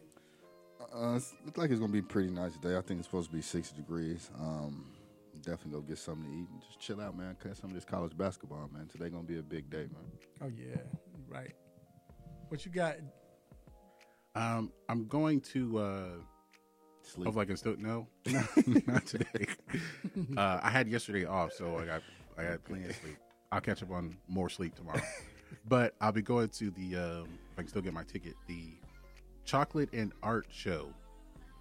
It's happening somewhere around here. I guess there's lots of chocolate and paintings to look at. Oh, I thought you meant chocolate as in us. That would have been. That's dope. That's dope right there. That's a dope. Nah, this is all I can take for per week. You been to Candytopia yet? I haven't yet. I just heard about it like last week, but yeah, I want to check that out too. I'm spending with the little ones, so with the children, I guess. Go see family, chill out. That's it. Try to watch that game. Try. Yeah, because I need to be back in time to watch the game because I'm gonna be over there. So, but all right. Now there's a game tonight. OKC, they're playing Golden State once again, right? I think that they are. And Russ has been Russ. And they look good. They might, Golden State, they have looked good as well. I mean, they're Golden State. They right now they 5-5 in the last 10. They've been chilling, relaxing. You know how they do. Yep. But still, we know once they get in the playoffs, and you got the Houston Rockets. They're 9-1 in the last 10 games. Denver Nuggets. Then we talked about OKC and Portland. My question is, with all of those teams in the West, is there a team in the East that's I guess capable of beating any of them in the 7-game series in the finals? If there is, I'll say probably the Bucks in Toronto. The reason I say the Bucks is because they're so multifaceted, right? Like they can do so much. They got Brook Lopez who can step out and shoot threes, but he also down there blocking better this year than these. I think he's the first center to hit 150 threes and have 150 blocks. Mm-hmm. The first player. Right. Or something like that. Don't quote me on the exact numbers, but I believe it is that. Mm-hmm. And then they got Eric Bledsoe. We know he's what they used to call him, a little LeBron with his body size. He play defense. He can push it down on you. Chris Middleton, he can shoot. We know what the Greek Freak going to do. And then their bench comes in and they kind of do their thing. With Toronto, we know what they are. And then their bench, again, they got a good bench. They got, I can never pronounce his name, Pacum. Greg is the Pascal Siakam? Yeah, Pascal Siakam. There you Greg go. say his name like it is nothing. like it's Christian. Pascal Siakam. I'm over here. Right. Speaking in tongues and stuff. So I think Toronto can do it too. So I think if there is a team that can even compete with them, one of those teams. But honestly, if Golden State gets in their groove, what we talking about, 4-1 maybe? I don't buy that. I don't know. Everyone is looking for some kind of like something about the Warriors, like, oh, maybe they, maybe this team could jump it. Look, they're trying to go to the finals for the 5th year in a row, which has not been done since the Celtics of the 60s. So they're just trying to get to the playoffs healthy. Yeah. So Durant, he's going to be out for as long as he needs to. Mm-hmm. Other players will get rest here and there, and they're still going to be the 1 or 2 seed. They were the 2 seed last year, and still made it to the finals. So any team that looks like they may challenge the Warriors, because you see them beat the Warriors one time. The Rockets have beat the Warriors 3 out of 4 this season. I'm not trusting the Rockets still. Period. But I don't think it's the Bucks. I think the Bucks. Because I think they're a regular season team right now. And they're young, I so see they're them making the first, getting out the first round. But in the playoffs, it's all about we're going to take the best option away. Mm-hmm. And if they're going to take away the Greek Freak, what else do you have besides Giannis? I know you name players, but those are not players that can take over games. Like a one player can carry you through a regular season. Right. But in the playoffs, you're playing this same team several times, and they're gonna over the max 2-week period. Do they have enough? And I think it's Toronto. I think Toronto and Boston. The team to beat to me still in the East is Boston, because we saw them beat this Bucks team last year. I know both teams are a little bit different, but we saw the Celtics beat that team. We see that. Joel Embiid, I think he still has nightmares about Al Horford and Aaron Baines. I told you this Wednesday, still has nightmares about them.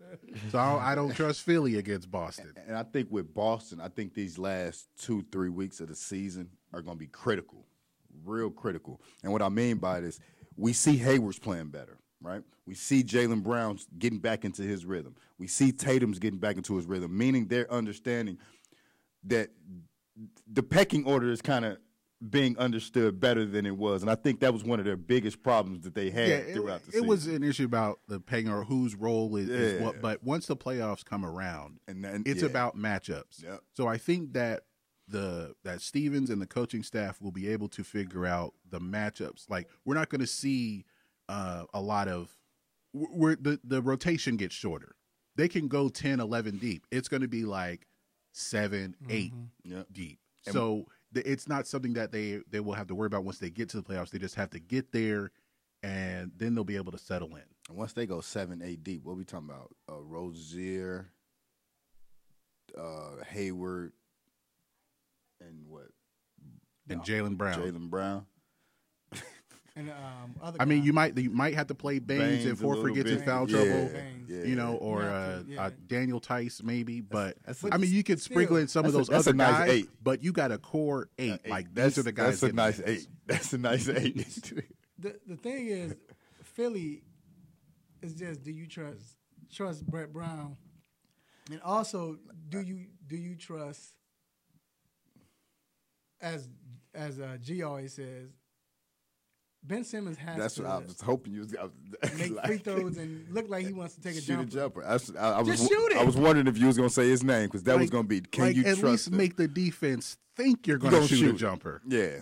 So that means you got to shoot it every now and then. But that's a reason why Boston was able to dispatch Destroy them in them 5 last year. games. Yeah. Like they're playing 30 feet away from them. Yeah, they You stand out outside the 3-point line all you want. We know you're not shooting it. They literally played 5-on-4.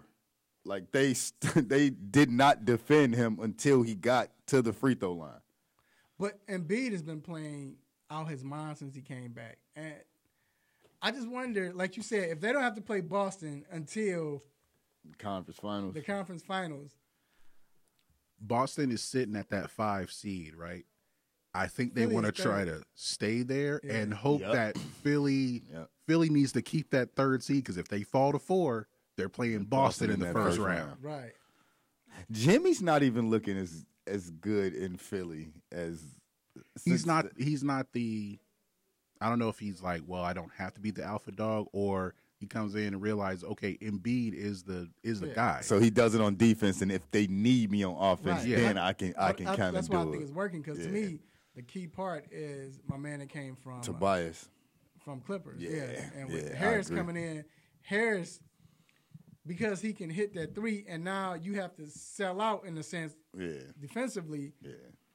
Before you could sag off, but you can't do that now. And to be for real, it gives Jimmy more energy to be on the defensive end, right? Like he don't have to come down and do what he did, whether it was in Minnesota or Chicago. You know, he's able to go down defensive end, give all his energy, and come back on the offensive end and drop it down to Embiid. Right. So with the Raptors, Boston has playoff experience, and we know that Kyrie been to the finals 2 or 3 times? 3 times, isn't it? So with with the Raptors, you have Kawhi, who's been to the championship twice. He's won and he's been there twice, right? Danny Green has been there. Mm-hmm. We've seen Kyle Lowry. He's been there. Even with Gasol, does the experience with Toronto, does it play a major factor in getting them back or getting them to the finals this year? I think it definitely helps, because even last year, let G say his name, he was big playing against Cleveland. Pascal Siakam. Yeah, he was big. He was big even playing, against Cleveland last year. If I'm not mistaken, didn't LeBron hit the shot over him? Yeah. He hit it over the other guy. No, the other guy. But even then, they got good experience. And he's the key, because he's so long. He plays defense. Right. He can score. Right. If you need him to. If not, he's not really worried about it. You know what I mean? Right. And that's good. I don't know, man. It's going to be tough. I think the East playoffs are going to be real good. Yeah, I'm looking forward to it. And I know I may have said it before. When you look at the East record, it's not much off from the West. I think maybe the 7th and 8th seed is the only seeds that's kind of, far off. But man, the East, the parity is there. It's a good season in the NBA. All right, so that wraps up the NBA shoot around. We will be right back for more on the 3-Point Conversion Sports Lounge.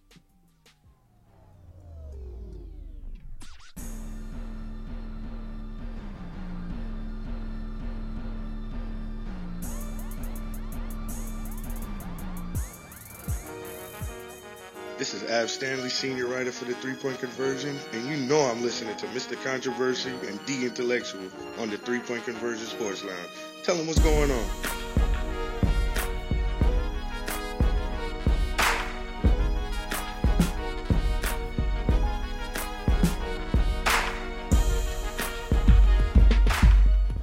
Have you been looking for a radio station that gives you sports, I don't believe it! It's a touchdown! entertainment, Are you not entertained? and other special interest talk shows? Well, isn't that special? All on one app? Yo, that's dope. What app is that? It's the Real 1100 AM app for WWE. Grab it for free in your Google Play or Apple App Store today.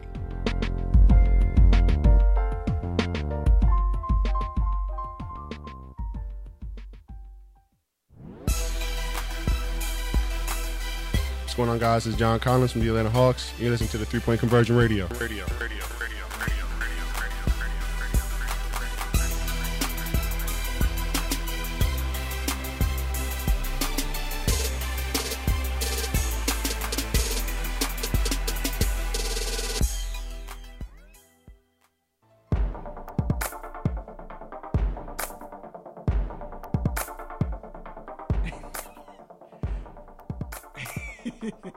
All right, we are back inside the 3 Point Conversion Sports Lounge. Hey, forget it. I want to ask y'all this.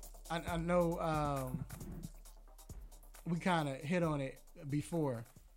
We talked about Zion, and we watched his play. Did it look like, or does it look like he's come back better? He's better than he was when he got hurt, before he got hurt? Yes. So what does it say about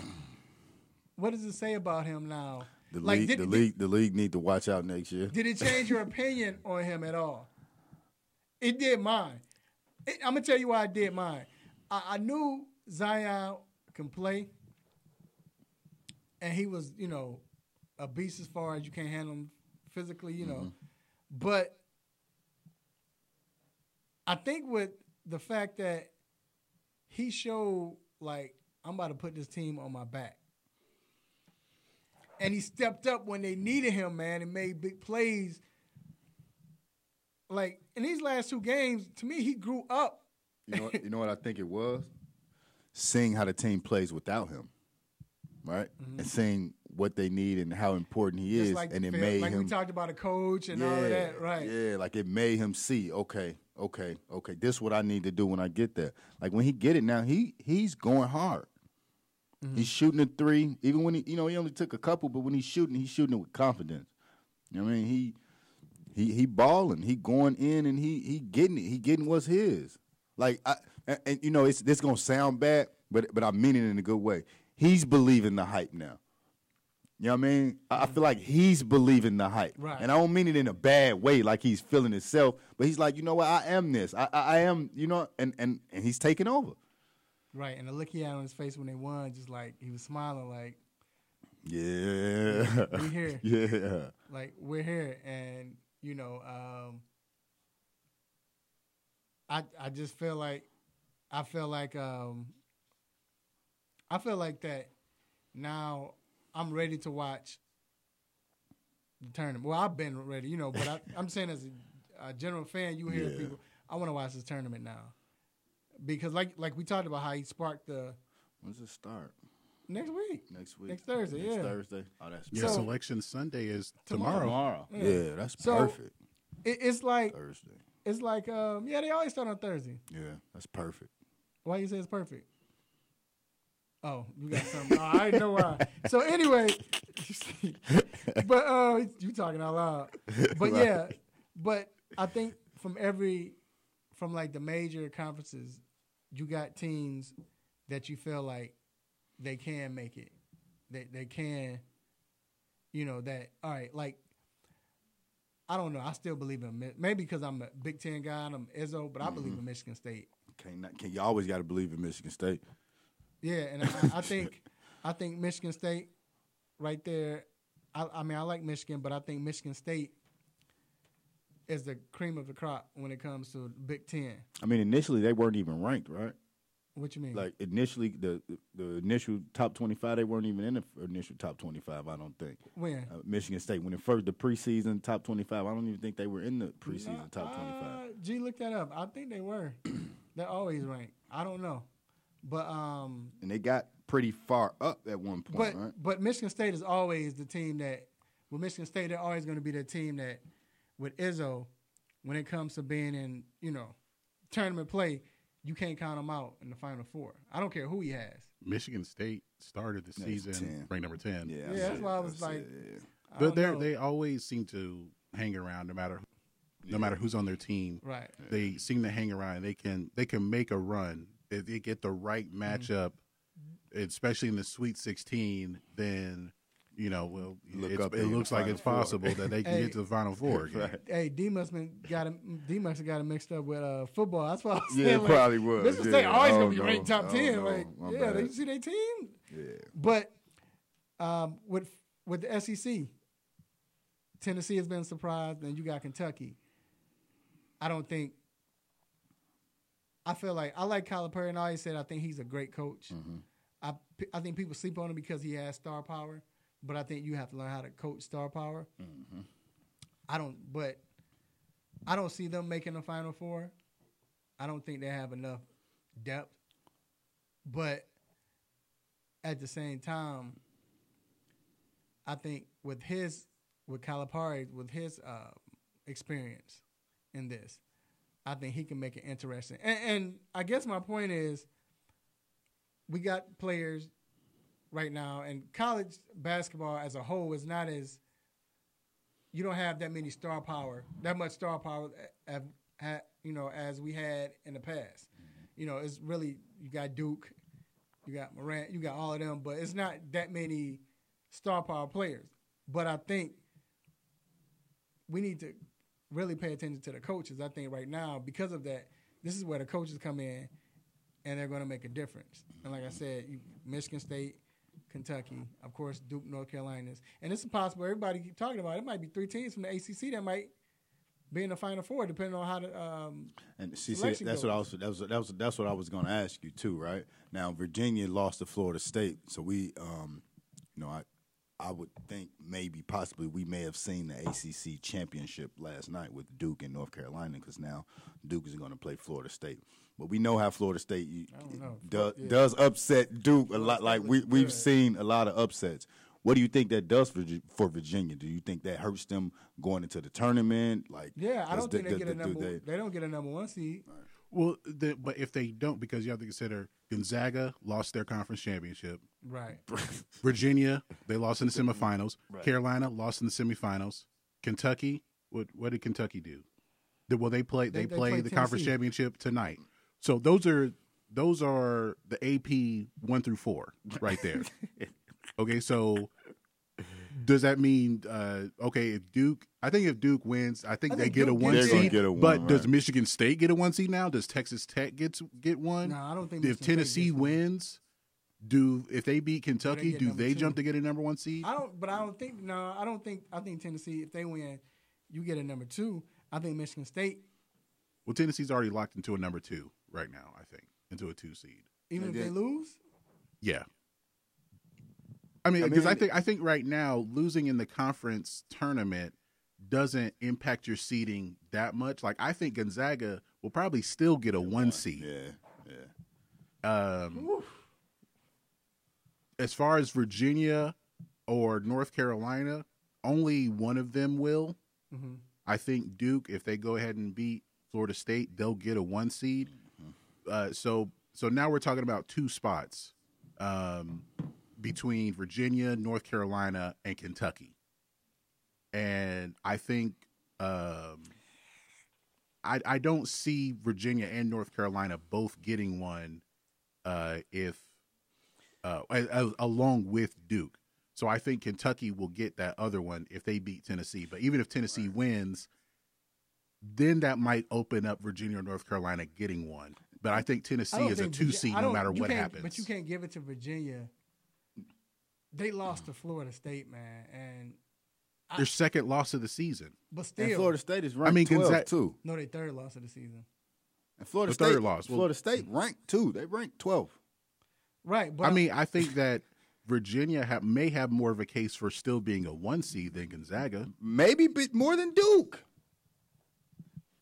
But Duke is still playing. You can say, so they have an opportunity to play themselves into and a 1 seed. You could say no because Zion was out for the 2 weeks, and that's where some of their losses came from. You saying Virginia has a better chance than Duke? They could arguably be. Duke has a Duke. They lost to Duke twice. No, they can't. They're not going to jump over Duke. Now they can get like G saying they might get number 1, but I don't. Duke can get Duke. Yeah, they did lose to Duke. Duke can play themselves in, with a win, play into a 1 seed.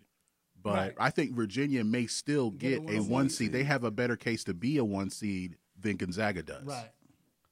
I mean, that could be it right there. What, Duke, Virginia, Gonzaga, and what, Kentucky?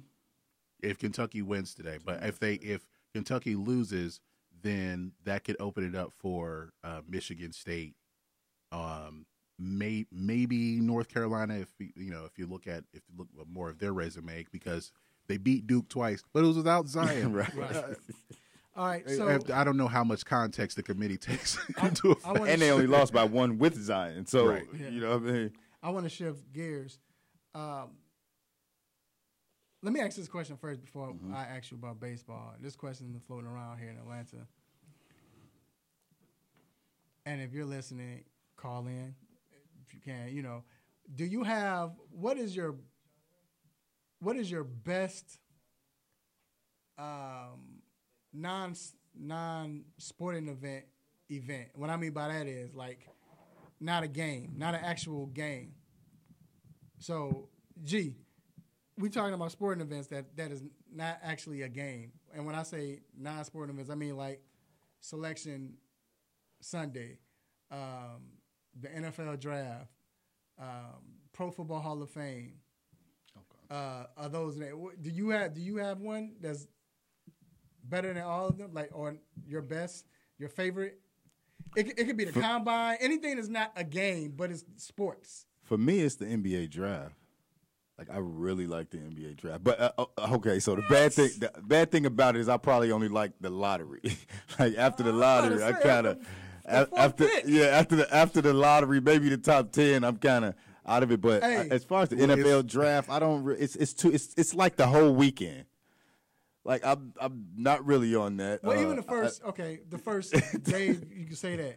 But like, because with the NBA draft, like at the Hawks draft party, after the first 5-6 picks. Actually, after your team. Yeah, we forgot it was. Yeah, that's really how it is. We forgot it was after your team. After your team get, you be like, yeah. Because it's. I'm not sure if it really works out, but it seems this way. Like, okay, say we're here in Atlanta.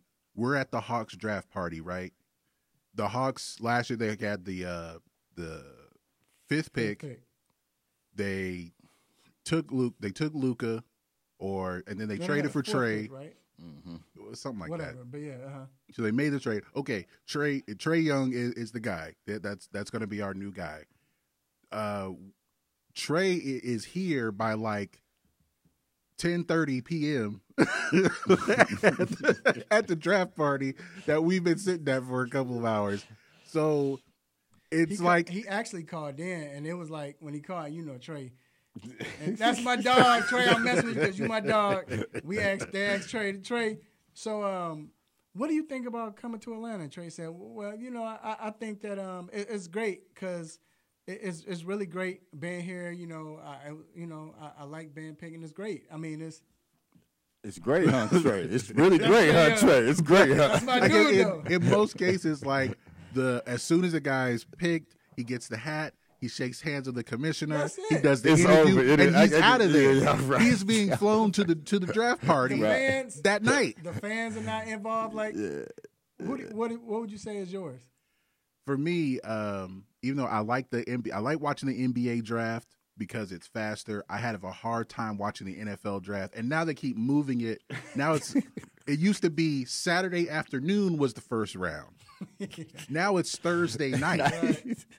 Because they're trying to get, that TV money, man. But for me, I like watching the NBA draft lottery, just because, it's kind of like I want to be right about something. Like I know who's going to get the first pick, and it's not necessarily because of some ping pong balls. Right. It's going to be, when New Orleans got the first pick and took Anthony Davis, like, oh, the NBA is running the then New Orleans Hornets right now. Right. Okay. When Cleveland got the number 1 pick with Kyrie, it was 3 years out of 4 years. Yeah, especially when the year that they got Kyrie, it was like, oh, the NBA feels sorry for them because LeBron left. But then they gave it to him again. You like, hold on, y'all gonna keep feeling sorry for him? Then they got it again. This is the trade off. Mine is the MLB draft. Just playing. Did you hear the crickets? I thought you was about to give me a stop. Just give him one. I'm just playing, man. Stop it.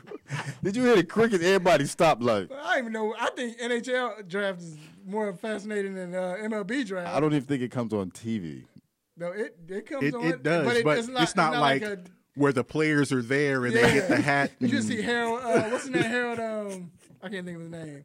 Harold Reynolds. Harold Reynolds is talking about swinging bats, and you got like these are guys we're not going to see for at least 2 years. Look at his stroke, and you're not going to see him for 6 years. You're going to be in the minors for 6 years. But no, mine's or he going to go to the NFL. Yeah, right.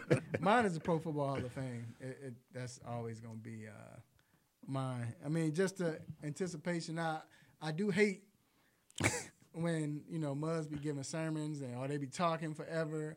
Like Jerry Rice, that one year when Jerry Rice was talking, oh my God, that was so embarrassing. I had to turn it. Or anytime Ray talks. Hey, this is what he was saying, G. Ray was not Ray, but Rice. This is Jerry Rice. Jerry Rice was like, so he was like, and in my years at Mississippi State Valley, I caught the ball a lot, and sometimes I got tripped up and I fell on my face, and it was like he had a mental note. Okay, look at the crying lad. He's like. That's probably written down. Like they gave him the quiet laugh. He did the quiet laugh. Pause for cheers. Bruh, that was so embarrassing. But then you hear great stories, the great. So I like that, seeing what's going to happen. Well, since you were there last year, is there a time limit on these speeches? No, because Ray Lewis. I know Ray Lewis said he was going to talk for like 25 minutes, so look, and it probably ended up being 45. So I was in the back, right? I was behind the stage, right, with everybody else. You saw directors coming out, shaking their heads, pointing at their time, like shrugging his shoulders. Lawrence Taylor, when is this mother going to finish? It was crazy. Like it was, but like I said, man, it was cool because you got something that's quick, whatever. But still, I like to hear the stories, man, because it's awesome. So, but that's mine. Definitely, I want to give a quick shout out to one of the homies, Solo. He said Virginia shouldn't want to be a number one. They was the first number one seed to get knocked out last year. Right. Yeah, for real. They shouldn't deserve to be a number one. All right, we're going to take a quick break, and we will be right back.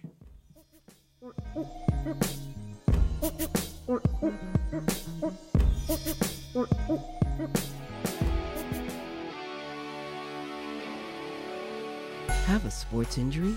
Need to see an orthopedic doctor? Ortho Atlanta is one of Metro Atlanta's largest orthopedic and sports medicine practices, providing orthopedic and sports medicine care for the whole family. With 37 physicians and 14 offices, the practice provides the highest level of care for injury of muscles, joints, bones, and spine. Ortho Atlanta offers convenient access to a full range of musculoskeletal surgeons and specialists. Ortho Atlanta also offers on-site physical therapy, pain management care, MRI imaging, and workers' compensation care. The Ortho Atlanta surgery centers in Austell and Fayetteville provide cost-effective, same-day surgical procedures in an accredited outpatient center. Hip, knee, shoulder, back pain? Ortho Atlanta has you covered with specialists in all areas. Same-day appointments, orthopedic care for the whole family. Ortho Atlanta, Atlanta's choice for orthopedic and sports medicine care. Learn more at www.orthoatlanta.com.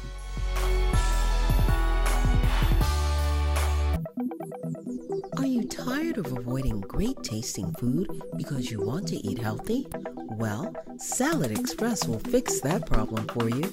Salad Express is a gourmet salad and grill restaurant that gives you multiple options to satisfy your taste buds and keep you healthy. They have over 40 toppings, which are cut fresh daily, 7 homemade soups, and even chili. You can also order hot sandwiches and wraps with choices like grilled chicken, steak, salmon, and shrimp, which can be added to salads too. So go ahead and visit them today at 1055 Mansell Road, Suite 600, Roswell, Georgia, and 1171 La Vista Road Northeast, Atlanta, Georgia. Call their Roswell location at 770-680-5992 or the La Vista Road location at 404-929-8828. And don't forget to let them know the 3 Point Conversion Sports Lounge sent you.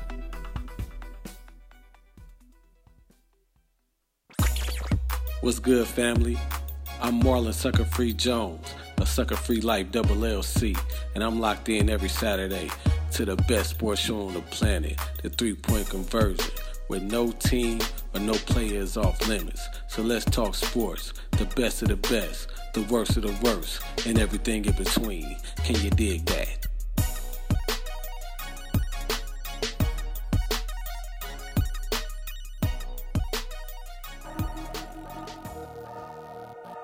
It's time to get in the mind of Mr. Controversy and the Intellectual with What's on My Mind.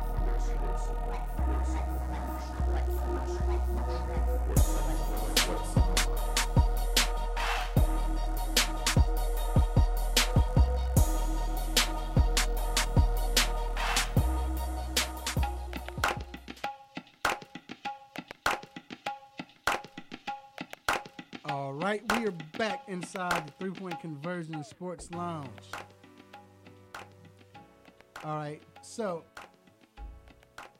real quick, D, the Braves have their money on Josh Donaldson to be that MVP caliber type player. Are you buying that? So I think he's going to come in and do a decent job. Last year he was kind of hurt. He only played 52 games, so of course his production wasn't there. And he did well when he was with Cleveland at the end of the year in the playoffs.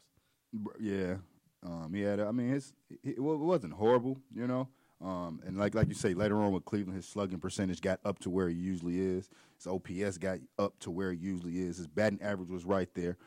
So if he comes in and just be, 25 home runs, 25. So I don't want them to have the expectation that he's going to come and hit 40 home runs, right? Like, have the expectation of a little lower, but coming in and being someone they're worried about, like a pitcher is worried about pitching to him. If he come in and do that, I think he'd be successful, but I don't want them to have the thinking he's going to be the MVP Josh Donaldson. Right. But if he does, though. But they also paying him a lot of money. What, $23 million for 1 year? Yep. You better come in and do something. Last question, quickly.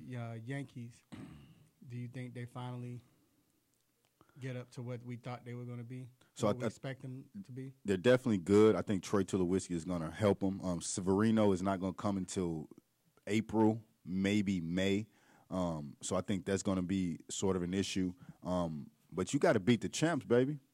Yeah. You got to beat the champs. Yeah. Before you can do anything, you got to beat the champs. The Red Sox are a better team. They are right loaded. Now. They're loaded, dude. They haven't lost anybody. Like the Yankees won like 100 and something games last year. And still like 50 games behind. Yeah. Like JD Martinez, he murdered the game last year. Mookie Betts. Y'all think Bryce got paid? Right. All right. Wait till Mookie and Mike Trout over there like, yeah, baby, $400 million. All right. So first I want to again thank my sponsors. I want to thank Cindy Cuts Barbershop. I want to thank Ortho Atlanta and Sally Express. And, of course, Sucker Free Life LLC. Make sure you live your truth for the world to see, because everyone can be sucker free. Make sure you purchase your apparel today on Facebook.com/Sucker Free Life LLC. And that is our sponsor for the next segment, which is What's on Our Minds, or What's on My Mind. But our minds, because it's me and him. But the segment is What's on My Mind. This is a segment where we like to just spit off the dome, man. Just come straight, freestyle it, if in a sense, if you want. Just something that we've been thinking about, been bothering us.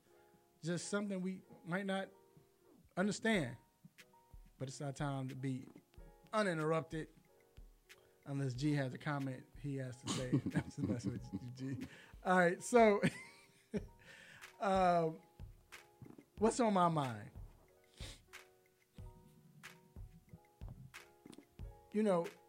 This situation with, I spoke about it earlier, but I want to dive in a little deeper. With Le'Veon Bell, I got shocked. I was shocked at first. Like I said, I was shocked that he signed with the Jets. I guess I was hoping he wouldn't sign with the Jets.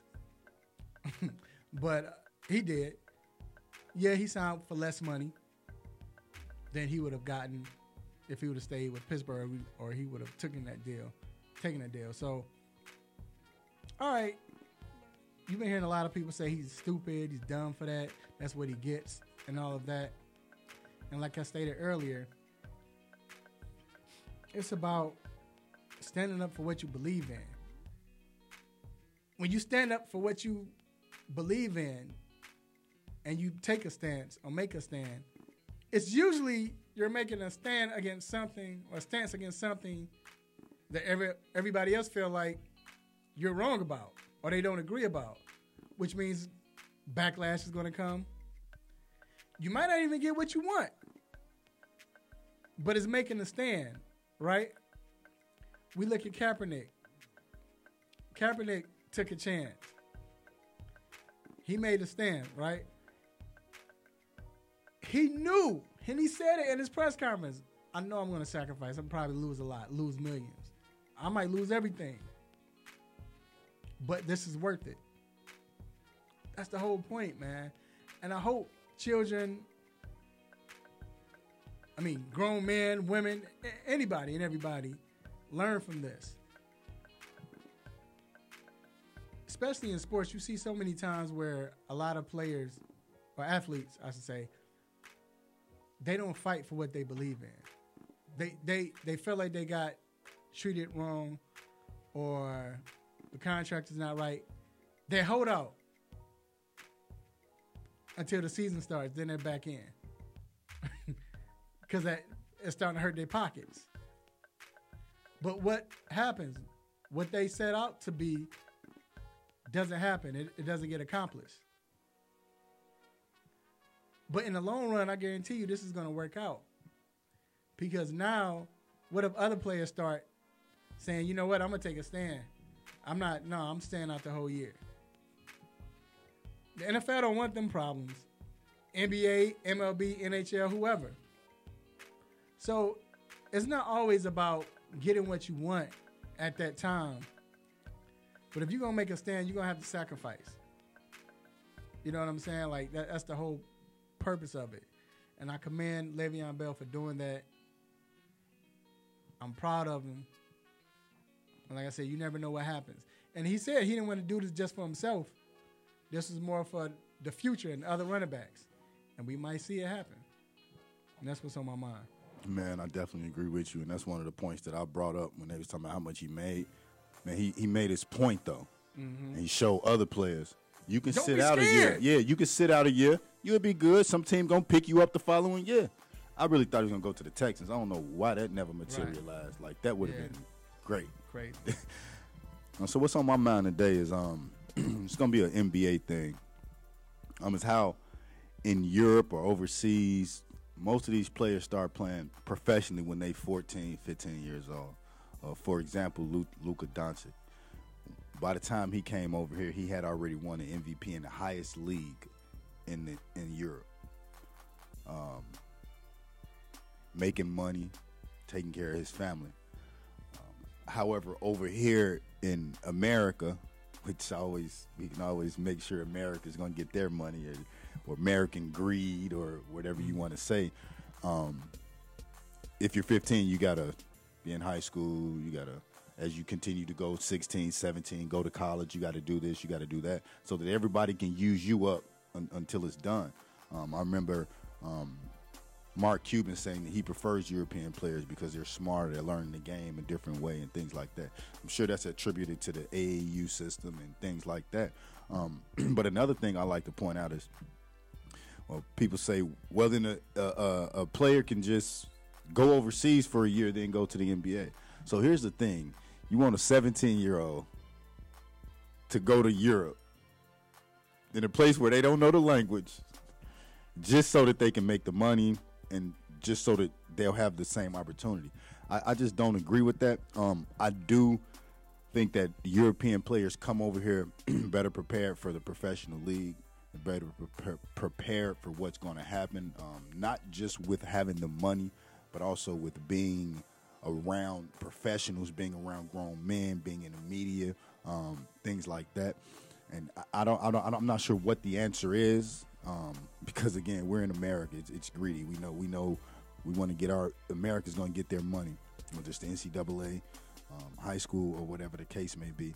So I don't know the answer, but I definitely want to speak on that. I just think that it's a excuse me, it's a travesty that like Brandon Jennings went overseas for a year. He didn't have a good year when he went overseas for a year. Luckily, he was able to come back over here, still get drafted top 10, have that great rookie season, and he had a pretty decent career. But he had to go over there. You know how horrible he said it was when he went over there? He didn't know the language. He couldn't talk to his coach because the language barrier. Not really being able to talk to people in the area because of the language barrier.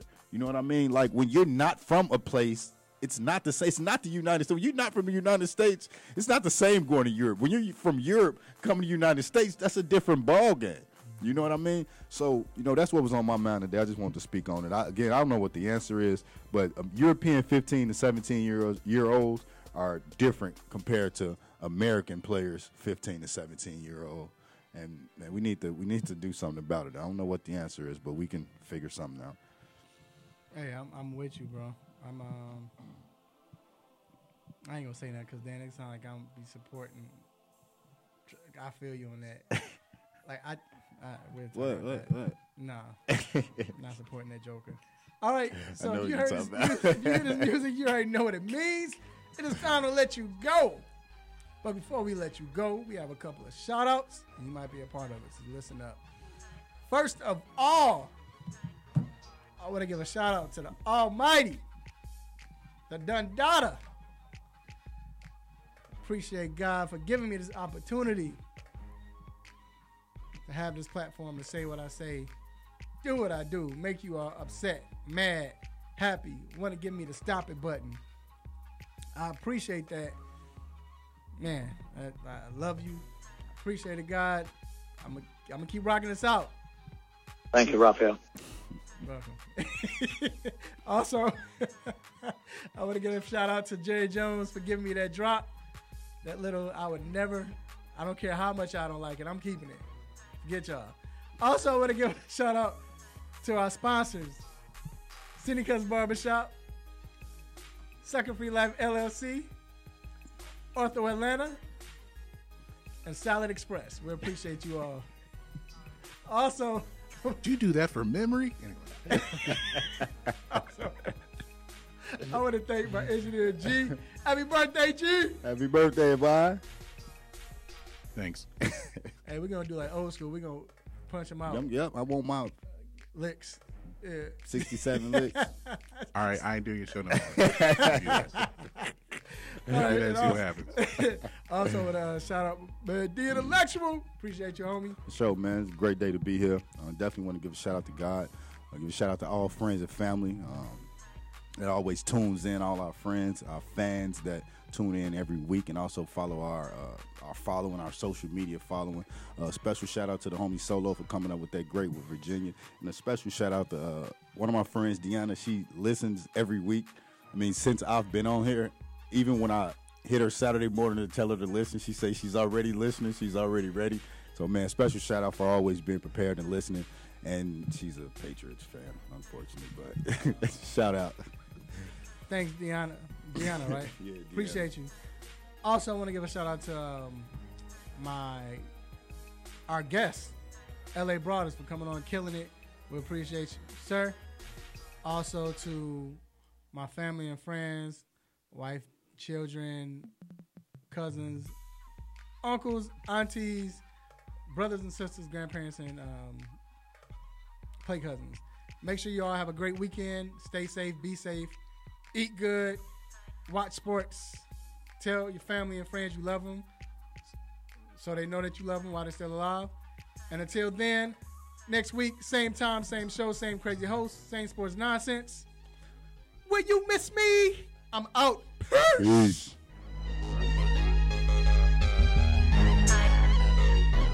You just got done listening to the 3 Point Conversion Sports Lounge. Be sure to follow us on our Instagram, Twitter, and Facebook accounts at the 3 Point Conversion. And also make sure you check out our website, the3pointconversion.com.